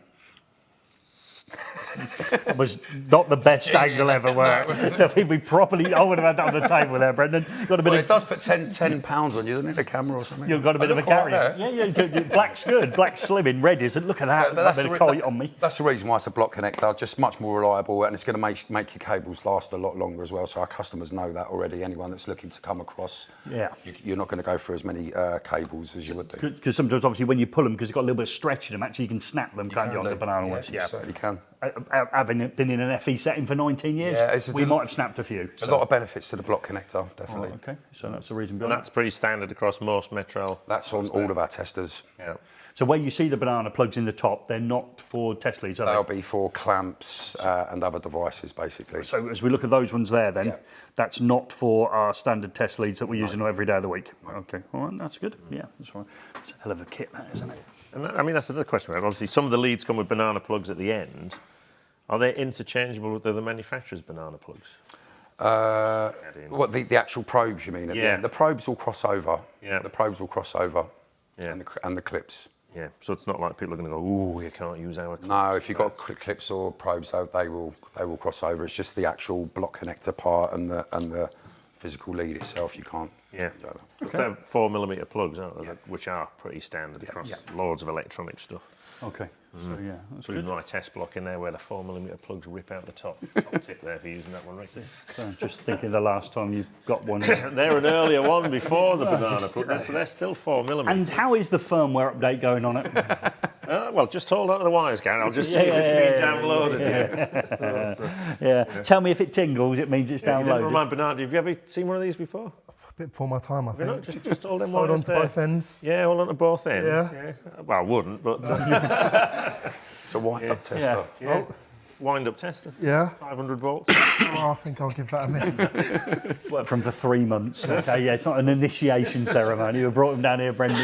Yeah. I don't want to kill him yet, no. Different aspect to a wind-up, I would suggest there. Yeah. Okay, so Still 4mm plugs. They only brought the shrouds in about 20 years ago, actually, when the shrouds... not this big window there of time, though. 10, 20 I'm just- years that ago. time Yeah, passes just Somewhere in, that void. I'm going back a bit now, maybe 10, 15, 25 years ago. Yeah, it's like, But the problem is, before they had the shrouded plugs, you could connect something up and have that hanging out the wrong end of the meter. All right, lovely. It would be live. Yeah. So it's good. It's good. Fantastic. It's too safe these days, aren't it? Any more questions coming? Because we've got one to give out at some point. Remember, get your questions in. There will be the register later on, so you'll get your name as a shout out. That's only going to be Junior's only shot at being on camera tonight. So we haven't got any of these wonderful assets. We've been under the pump this end, haven't we? We obviously did that 8 minutes one of the super tube. So we've not got anything but Joe. So we've had a couple of bank holidays and we've been away at a few shows. Yeah. So we're a little bit light on time. So Jen on holiday as well. She's Yeah. probably tuning in from somewhere warm and sunny. I hope she isn't. Italy. No, so she's not with us. So yeah, so we're slightly different there. So Rick's tool time was live, so that was good, and I thought he did an excellent job as well. So we're going to throw our question out to our audience while you keep it going through. I'll just see if there's any interest ones back in the mist of time that we missed out earlier on. Okay, so while Gordon's going back there, so how's your time at Metrel? So live on the telly, tell us how your first 3 months been. Oh, it's been brilliant. I couldn't have asked for a better job to walk into. All right, okay. Correct answer. that's I didn't tell him to say that. Is that a script? No, I didn't tell him to say that. Brown noser. Yeah, look at that. Yeah, look at him, brown noser. You said he wasn't going to do 6 months, so you'll have him out the door. He's doing all right. He's doing all right. So, and do you get to the shows as well? Because obviously. Yeah, I accompany Brendan to the shows. Oh, right, okay, so he's on the road as well? Yes, we do all the elect shows as people that come up to the stand will know. The Napit Road shows as well we're involved in. Meet the lecturer with Sparks magazine we're get involved in next year. So. Yeah, it's all good. Didn't quite catch that, but yeah, it's all good. Yeah, and obviously yourselves as well well with done. college connections, which is massively important. It is massively important. That we're going to be getting involved in, for the foreseeable future with you guys as well, donating to the colleges, getting to see the lecturers and some of the students, and it is wonderful. Working alongside you guys to see, if we can show people the future of testing. Yeah, and it is very much, anyone who's been out there, and I'm always pushing for people, especially electricians, to try and give half a day up to go into colleges. It is a worthwhile event, but you actually accompany us on 24 visits in a calendar year, so you're not physically there, you're just there we're there in spirit. Absolutely, and we appreciate it. And with that in mind, for those who like the stuff that we've been doing, next Wednesday, we're not finishing yet, but next Wednesday at 7 o'clock, we'll have me and Marcus go through the process of how to take on an apprentice. As our next theme in college. We're at Northampton College doing that one, so it's brilliant. So we actually speak to Isabel down there, who's actually the person that helps you take over the paperwork and take on an apprentice. It's a really good process to sit through. So again, if you're getting an apprenticeship this summer, so this is about the time you get one, you'll understand what your company's got to go through in order to take, and if there is a cost, so bear that one in mind. And then if you're an electrician like Marcus is looking to take Eric on, he has to go through this process, so he's had to find it out. So that's good, and you've supported us on that journey, so thank you, Brendan. Perfect. Any questions, Gordon? Here's one for you, Gary. Take one. Someone was doing an EICR today on a TNS system, and the ZE was 28 ohms. Oh, wow. Okay. DNO. Yeah, explained to the client I had to call the DNO, but they had none of it. Oh, right. Okay. Yeah. Customer didn't want them to. You got the right to. You got the right to remove the main fuse. Have you? You got. You have no right to. Well, the DNO has. If you've got an unsafe system, they've got the right to put. You haven't got the right to electricity. Yep. So if they're in a position, obviously he'll have to issue his own paperwork and all the rest of it. But yeah, they'll be out for that. So that's way too high, isn't it? Yeah. Yeah. I would suggest the customer hasn't paid their electric bill and getting free electric, so they don't want anyone from the DNO anywhere near that house. That's couldn't get in the loft in that one. Yeah, plenty of heated lamps up there. No, yeah. So straight onto the DNO for that. They'll be out. I would imagine within 1 or 2 hours. They'll be out. That wouldn't be left. No, sounds good. Yeah, Well, that is hard. I wonder what caused it. I don't know. Got all sorts. No, that's great. Yeah, I imagine the road will be up there. Metrel fault in Lincoln last week, reading the news. Yeah, I'd imagine the pavement's up, tarmac's out, and all sorts of stuff. Yeah, but again, for those people who are out there, look how much whether we like this or not, how much we depended on bonding when it was to metallic gas and water, as effectively that earth electrode, the TNCS earthing arrangement, was meant to be putting in possibly every joint. If you think a row of 100 houses and every 3 metres you're branching off the main cable to go through, no loop supply, every one of those should have maybe connected to the neutral to earth. Maybe they didn't, and they were back in the days relying on the water and gas that was metallic, which was a massive earth electrode that they had out of their side, but unfortunately that's been replaced, so I think that's part of the problem. Yeah, we haven't got that reliance on the metal, gas and water. I don't know this one. Why do some type AC RCDs pass a type A test?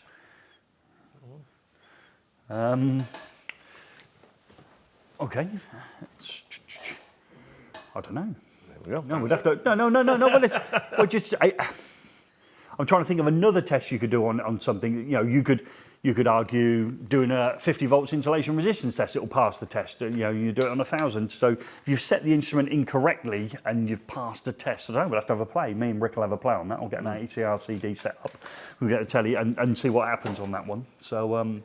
Yeah, but again, the issue is it's always when you change that tester through from AC, A, F and B, you're changing the parameters of the RCD testing, so it's not the same. So again, we've said this before on videos, your disconnection times, etc. You're going to have to maybe look at the standards to find out what they were. We had an issue with a RCCB about 6 or 7 years ago that needed 250 milliamps. I won't name the company. 250 milliamps in order for it to disconnect within the time we expected. And everyone said, well, it can't. It's 150. You look in the standards. The standards say you can use 250 as a test. Obviously, there was uproar. So I think they've tried to simplify it, haven't they? The IET across the 18th edition are trying to simplify that testing of the RCDs. And Shahid was involved in that, wasn't he?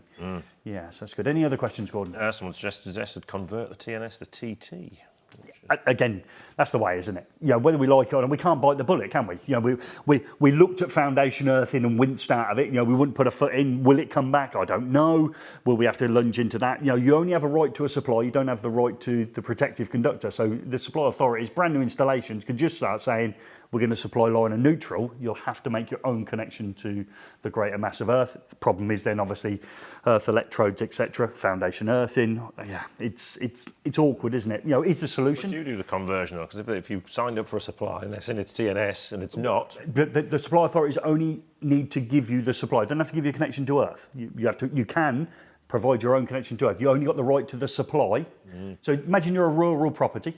You've got a ton of wooden poles going out, you know, I don't know, 2 miles out into a field. You're going to get line and neutral. Yep, you're not going to get your protective conductor. You're going to have to make your own connection to earth.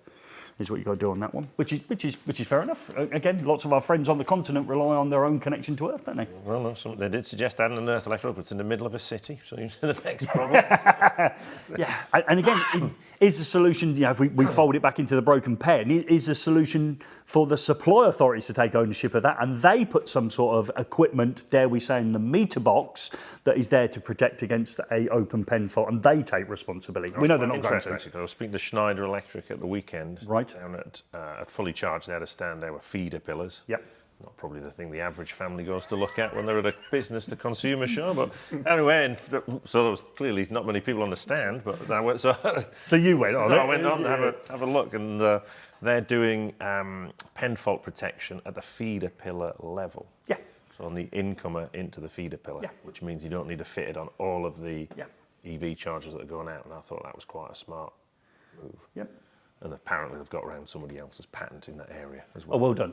So let's say it operated. Obviously, you lose all those EV chargers. Yeah. How do we re-energise it? Is that responsibility of someone to re-energise it? Oh, I didn't go into that far. Wow, that's Even if it's a pen fault, you've got to dig up the road. Okay. You're not going to re-energise until it's gone, but yeah.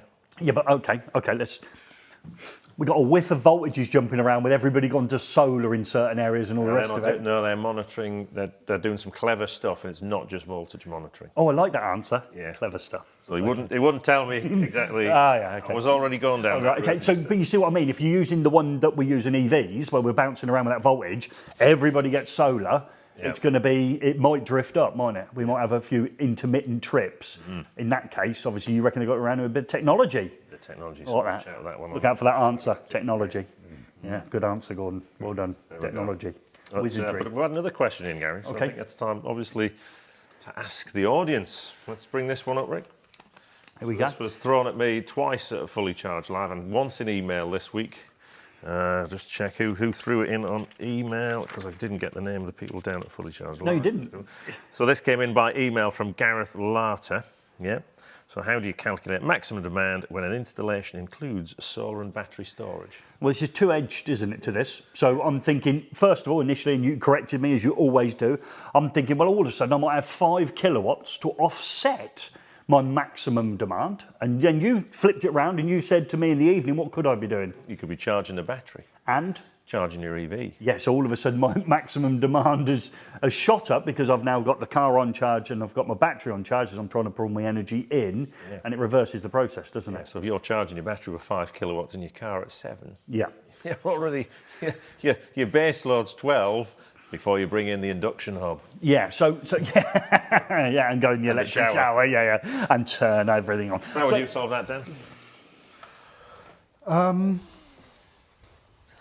That's why we I'd asked have to ask the audience. I was going to say, but I'll let them take the decision on this one. But surely now we're moving into a position where the maximum demand calculation, whether you're looking in the guidance or whether you're looking in the on-site guide, surely the only real way to do it is leave a clamp meter and monitor the property over time, isn't it?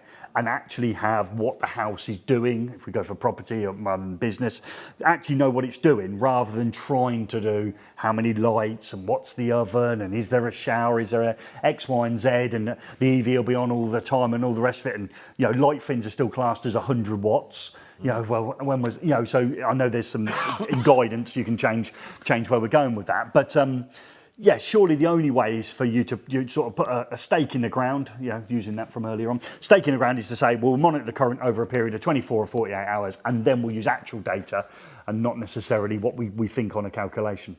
Yeah, I think that's the way forward, really. Yeah. But what if you haven't fitted the battery storage yet? Yeah, I mean, it's well, what? Yeah, you can. What if you fitted a second EV charger? I mean, it's where we're going, isn't it? So yeah, but our systems are so much more intelligent now, aren't they? At the end of the day, it wouldn't take much, would it, just to have a clamp meter permanently monitoring maximum demand? Yeah, and that's it. Yeah. So the installation itself, somebody will come up with a bit of kit, won't it? That'll monitor it over time. You could have a simple alarm. You could have something that turns off. You've seen a device that will reset itself, haven't you? That can make and reset itself. Oh yeah, we've got that one to look at. Yeah. So again, there's plenty of stuff out there. I think the only thing holding us back is innovation, really, isn't it? We've just got to think, and we probably, and this will be for people, we've probably got to get over what we can put into a consumer unit. Yeah. So I think we've got to get over what we can put in one, because. We looked, don't we? How many times have you been on Oddin and shown me a picture of a Schneider distribution board with time clocks and all kinds of other stuff in there? Yeah. The minute anyone online puts something else, whether it even be a CT into a consumer unit, we hear type testing and can we do it and all the rest of it. Well, hang on a minute. We want to improve our industry, don't we? We want to know more stuff about our energy. So maybe we can start putting a few more bits and bats in there, I would suggest. Or maybe I'm wrong. Yeah. Or people are still on use diversity calculations, the actual usage, but the problem is it doesn't end up with massive numbers. Yeah. I mean, yeah. It's right at college. I've done it at college many times. We come up with some lunacy numbers. So I used to make everybody add the breakers at the start with, and like in a domestic dwelling, it'd be 150 amps. I said, well, that's the main fuse gone. And then you apply, and you got it down to something like 84 amps. And you think to yourself, you're not running at 84 amps. You are not running at 84 amps at all. When you apply the calculation. Obviously the guidance gives you even more, and I think Joe did it in a couple of his videos and CPDs, so he's gone into a little bit more detail on it. He's done one on EV with BG Sync EV. I think he's gone into that maximum demand calculation in there as well. So, yeah, and I think at the minute he's recording his own current demand. Is he? Using the device. What did we buy, Rick? What's the code? Shelley, is it? We've got a Shelley. Shelley, yeah. Yeah, so we've got a Shelley, which is quite a cost-effective. Is this something Rick might have picked up off an online retailer and built it together with a few... I've picked it up, but Rick's going to learn how to work it. Yeah. We like that. It's a new thing now, isn't it, Rick? So do you want to bring us back in on main screen then? Mentoring, I like it. Yeah. It's a growth opportunity. Okay, so... I bought this. It's a bit complicated. Just like you've learned today. We've been mentoring Rick today. Did you enjoy that process? I was brilliant. Yeah, there you go. Yeah. He seemed to... and he did a few good things on there as well. I think everybody benefited from him fiddling around with that software today. Sure. So what's the thinking on the battery then? Some smart meters have maximum demand facility built in. Oh, well, that's the, yeah. When you get over the weekend, guys, start pushing those buttons. Yeah, yeah. Tell us what they are. So. Yeah, try and find me switch that went missing. So, yeah, well, that makes sense, doesn't it? Just, you know, if the supply authorities are worried about us blowing their fuse, you know, if they can have the technology in their meter, that's great, isn't it? So Yeah. I think there's plenty of room for innovation. We're on us with a Shelly, Rick. We're already on the Shelly. We're going to try it. The energy monitor, I think it's 3 channels, and you can trigger things off it. So you could, in theory, put load shedding into it. Right, okay. Disconnect. You could. It's a bit harsher, isn't it, when you just pull the contactor out and knock stuff off, especially if there's like an EV connected to it or somebody in the shower. Yeah. You tend to. Yeah. Yeah. Okay. But yeah, knowledge is king in it again. But look over the last 10 years, how much less energy we've been using. It's only now the introducing the battery powered car that shot it up the other way. And now we're trying to offset it with battery, aren't we? It's only if you're really going to charge your batteries without solar, isn't it? Yeah, but you're right, and it works the other way. You can use the battery power to decrease your maximum demand. Yeah, yeah. Well, I think it was what were we on? SunSync, wasn't it? He said, "How are you?" Let's say you lived in a static home, okay, if that's a thing. Yep. Okay, you live in a static home and you've only got maybe 16 amps at your install, but you're driving an EV. Obviously, you can use your solar, can't you? Charge your batteries and then use a combination of battery and your mains power when you've got enough available to make sure you've got enough charge in your car, which I thought was a sensible solution, really, rather than just saying we've got to upgrade every supply to every pitch of these static homes. Well, you haven't. You know, you can just manage it in a different way. So I thought it was clever. And again, you can use that, can't you? Charging overnight. Yeah, if you weren't, if your car was fully charged. A lot of people. That was a question that popped up. The video released from Italy at the weekend. The standard supply in Italy for a house is 6 kilowatts. Right. Yeah. Fantastic. So they're used to switching stuff off, or not putting stuff on at the same time. If you switch the washing machine on at the same time as the oven, something's going to trip. But that installation was solar supported, though, wasn't it, as well? The one that's the new installation is solar supported, but a typical Italian apartment flat house will only have 6 kilowatts. Yeah, so yeah, we think we've got a problem with TNCS. Yeah. They've got their problem with actually, demand. Yeah. Is it single phase as well? Yeah. So I see, Or if in an older property, it's 3 kilowatts. So Wow. I sent you out, Gary, Yeah, okay. for 50 Yeah, metres that's of gonna be a conduit. challenge, I isn't it? expect you come back with a massive bundle, dragging it behind, and you've come back with this. And would you Yes, I say, have super because tube I've always from got Marshall a sort of Complex and a thinking that the 50 metre Italian wall, which means when I'm lifestyle faced was with going to that have some really staircase and nice the weather in journey there. of up there Are with they the 50 pretty much metres solar of everywhere? conduit, it's an easy task and done in So the one mandated trip. solar. Right, now you're So a bit of a conduit what's going on here, Expert, boys? Gary. We'll throw that out there. Obviously, put in the comments if you don't think he is. I don't What would you know. normally I teach don't know. people, the It's on-site all guys, good. What type of It's conduit okay. systems we're thinking about? What's We're up? thinking rigid. Oh, well, we're back in. Impromptu conduit there? Just again, when you don't get your own tool, Tom, you have to invade it somehow, don't you? Rick's going to have his own moment there. So, a lot of solar? Yeah, loads of solar. Right, okay, so yeah. How are they going to manage? So, will they have more designated charging stations? Do you think they're going to go down For that route? EVs? Yeah. Have you ever driven in the middle of an Italian city? No. Yeah, the biggest problem isn't the charging, it's how they drive, for Not one. crashing your car. Not crash, and their streets are like this. Yeah. Right, so they've got, okay. And are they fast forward to adopting? Not in EVs. Right, okay. The most popular EV there is the Fiat 500e, which comes with a 3 kilowatt EV charger. Oh, right, okay. But they don't travel far. Okay, all right, no worries. Okay, well, it's good. Again, I mean, we've all got our problems, I would suggest, yeah? Yeah. And what I've learned in Italy is don't let Joe do the sat-nav. Okay. In terms of Italian backstreet adventures in a narrow car, in a narrow street, yeah, we had them all. What did you sort of set it, don't use major roads or something like that? You want to, all right. You seen a bit of the night bus comes on Harry Potter? Yes, I have, yes. Yeah, we were like, come on.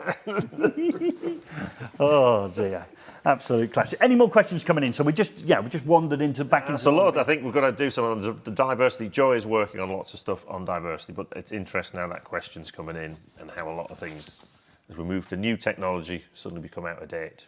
Yeah. And that's, yeah. And one thing I've noticed is I seem to be ending up with all the solar testers at the minute as well. So You're welcome.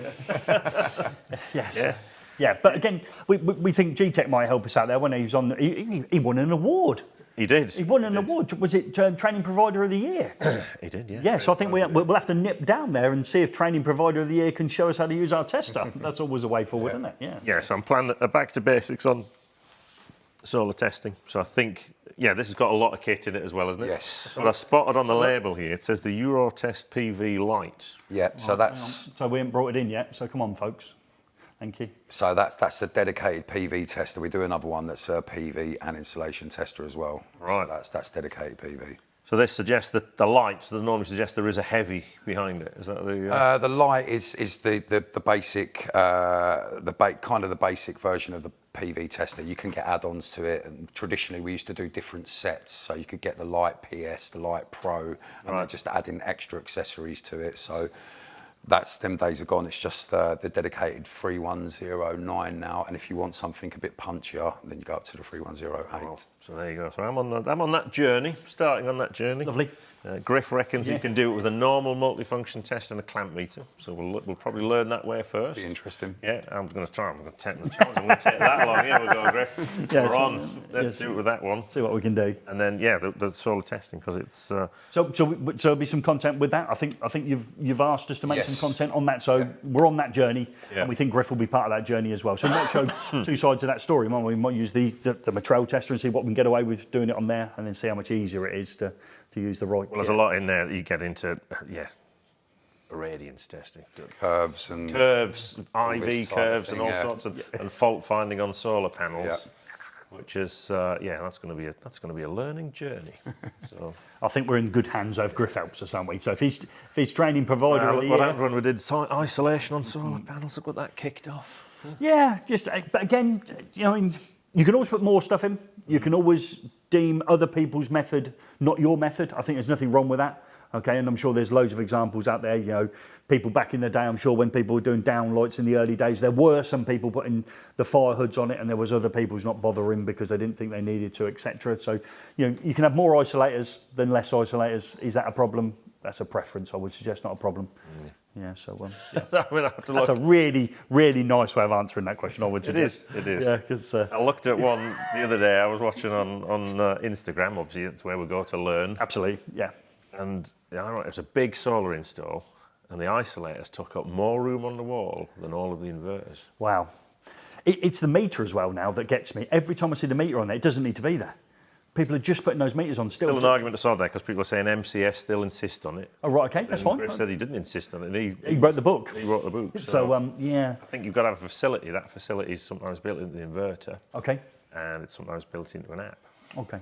Okay. So that's going app-based, Brendan. It's the problem all these apps are called. So in their defence, keep fitting them. Yeah. So it's all good. A couple of questions on the Supercharger cable group and factors. Exactly the same as conduit, I would go with. Yeah. Yeah. So again, great question. So we tried the maximum clipping distance for steel, I think, first, didn't we? Yes. And we looked at it and we went, no. We want a few more. I would say around these, I'd say it was a bit whammocky. No, it was whammocky. So, but again, that was part. We wanted to take it to its limit, didn't we? And we looked at it and went, no, we're gonna halve that distance. Once we did it, we got the lovely look that we've got there. So probably people might have seen our short video. It did look like a coastal wave, didn't it, as it was going along the thing.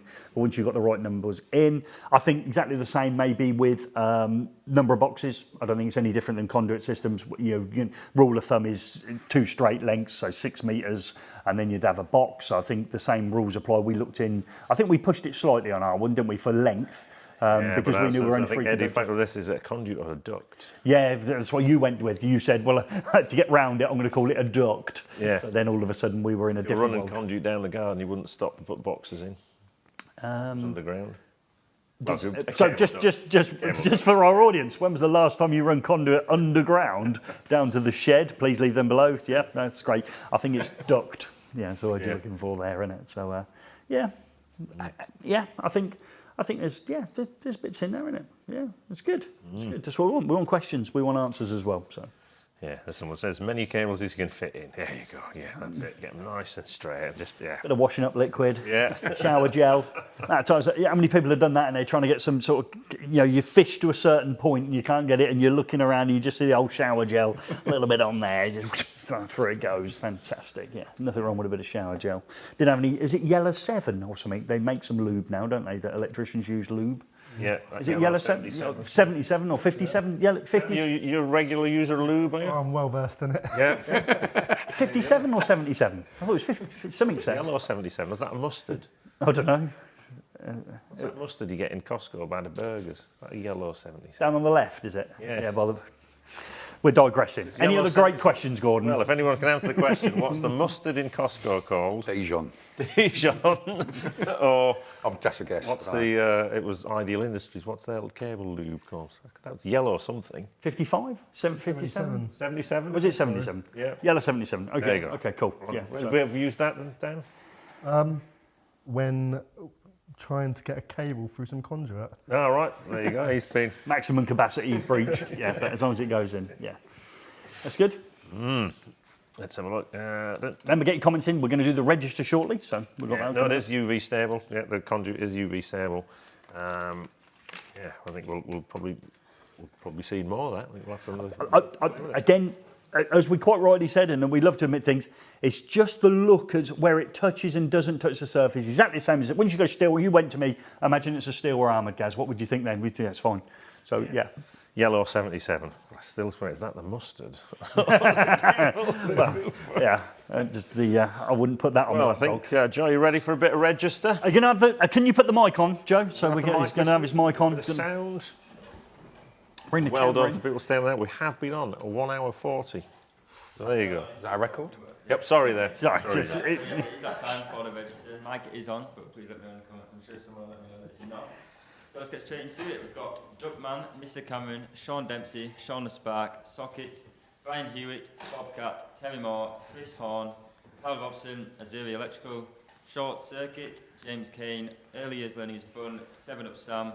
We've got Luke Turner, David Dingle, Dave Noble, sorry, Jamie Blayton, FEP 5 and Security, Stephen Skiller, Andrew Brown, Roscoe Customs, Connor Dines, Pegasus Electrical, Daddy B, Jake LP, Matt Marine Eng, Leigh Winspear, Richard Cockerline, Paul Tipton, E.S. Hamilton and Nigel Christian. Sorry if I've missed anyone, but if you're watching next time, I'll be sure to get you on. like the post. They're saying the mic is off, Joe. Is the mic on there? Yeah, the mic's on. You sure? Yeah, I'm just there. Perhaps they're winding him up. Just a quick one there. Hopefully 7 Up Sam's on. If 7 Up Sam's on, you will be in next Wednesday. If it's, we'll do it as a premiere, won't we? So it'll be 7 o'clock next Wednesday.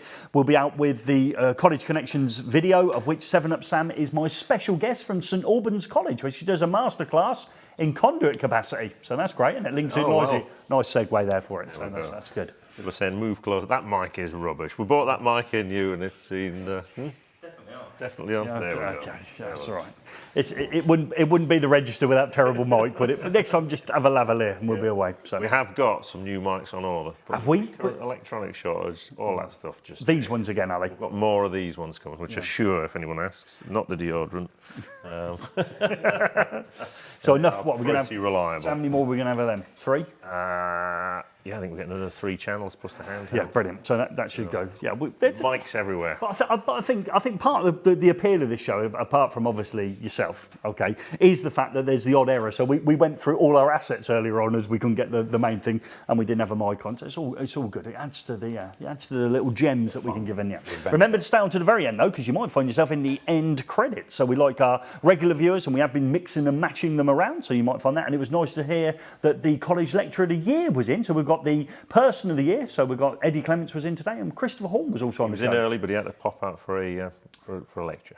Oh right, is he teaching? Oh right, okay. What day is it today? Wednesday. Eddie's offering to come up and do a masterclass on getting that on the Super Tube. Well, with that in mind, we might have him on as a winner of the eFIXX Person of the Year, might we? We might see if we can get Wago on. We'll have to see if Carl would like to come up, won't we? And he can perhaps salvage his time. Perhaps he can help him. See if he can hinder him. Carl can come up and help Eddie install the Super Tube, and we'll see how well that goes. Yeah. Yeah. Well, there we go. So I think we're almost rounding up. What have we the prize? Have we got a prize? We've got Joe? prize. Let's set the mics on. It might get you post sometime in this decade. We've only got another 7 years left. Right into it now, so hopefully it's better. But yeah, we've got the GT time. So Dan's time was 6:24. And the first person who put in the time was Daddy B, also 6:24. Oh. Do you know Daddy B? He's a friend. You tip him off by the Never phone. heard of him, no. DB. He didn't know his own time, so I don't know he tipped him off.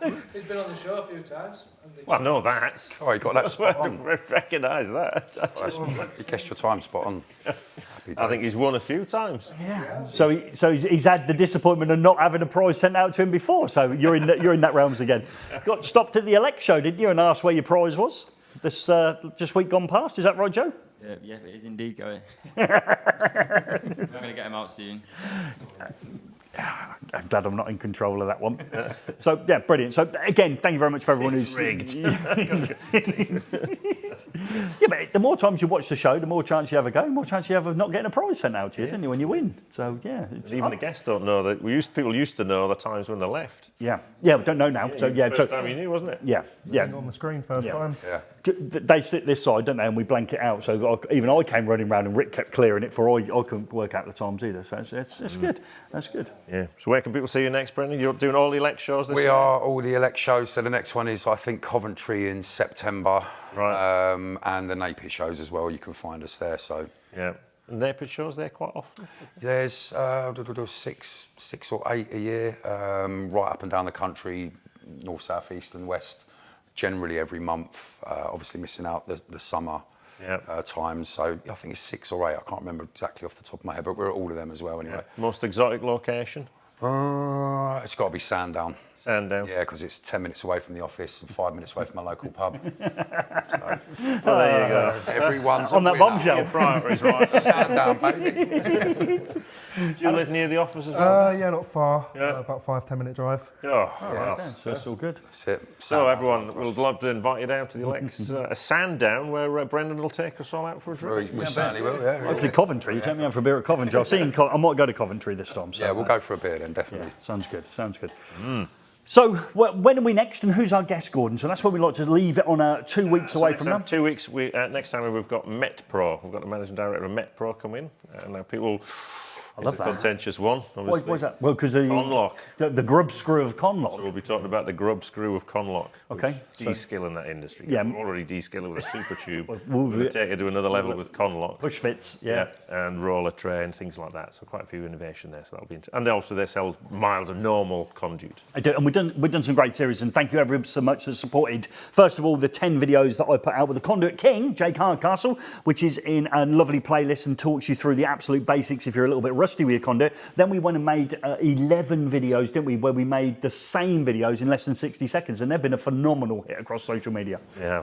Yeah, so that's all good. So that's in 2 weeks' time. That's in 2 weeks' time. And then just to get one in 4 weeks' time, Okay. we've got the lighting designers in. Oh, got to dress up for that one, have we? Coming up from the big smoke from London, yeah, we've got a leading lighting designer who does some really impressive projects. Right. Not coming up to impress you with the projects. The photographs are fantastic, but you can learn some great tips. And it's like, as I always say, great lighting, you don't realise it until you've seen it. No, and if we use Ray Maloney, who came in and did the do's and don'ts of lighting, which was possibly my wife's favourite live stream. Sorry about that, Brendan. That's right. You are easy on the eye, but Yeah, I you're know. probably not going to be at there. Give it time on my Yeah, rate finish absolutely, yeah. So, but again, so if we're in that realms, that was visually very stunning, wasn't it? Both good and bad, wasn't it, Gordon? So that'll be a good one. That's in 4 weeks. Yeah. Yeah, that's an exciting time. So plenty of stuff coming up. Remember, in next Wednesday we will be going live in the comments. So me and Marcus will be live in the comments when we do our college connections. Sponsors, Gary? Oh, okay. So you could have said, I'm not ending Well, I it. just thought I know you liked Just waving a pen around in the background. Yeah. So I'll give you a point tonight. Yeah. Oh, yeah. Yeah. Anyone noticed that I took a back seat today or a lead seat today? Yeah. Any seats different? So we'd like to thank the people that help us put this on every 2 weeks, and we've got 2 more cracking shows coming up. We'd like to thank our headline sponsor, the Lasico Group. We'd like to thank our great friends at Doncaster Cables that gave us Back to Basics, which was our last live stream. We'd like to thank Ludum Palazzoli as well as the lovely people. And it's behind you and it's been there all night. And it links to where we've been last week. We'd like to thank My Energy as well. So it's all good. Of course, our guests from Metrel have been absolutely fantastic. Great sports. Been a pleasure. You might get your dignity back at some point in the next 6 months. I lost that 20 years ago. And look out for anyone who follows us on LinkedIn. We put out their top trumps card based on the race wall and the curry they had. So we'll see how fiery their curries were when we check their chili rating out. So thank you very much for joining us on the live stream. If you've watched it live and got to the end, we genuinely thank you for committing so much time. We thank our great guests. Old Stoneface will be back as well with me in 2 weeks' time. And now it's time, isn't it, to check those end credits out and see if you made the final part of the show.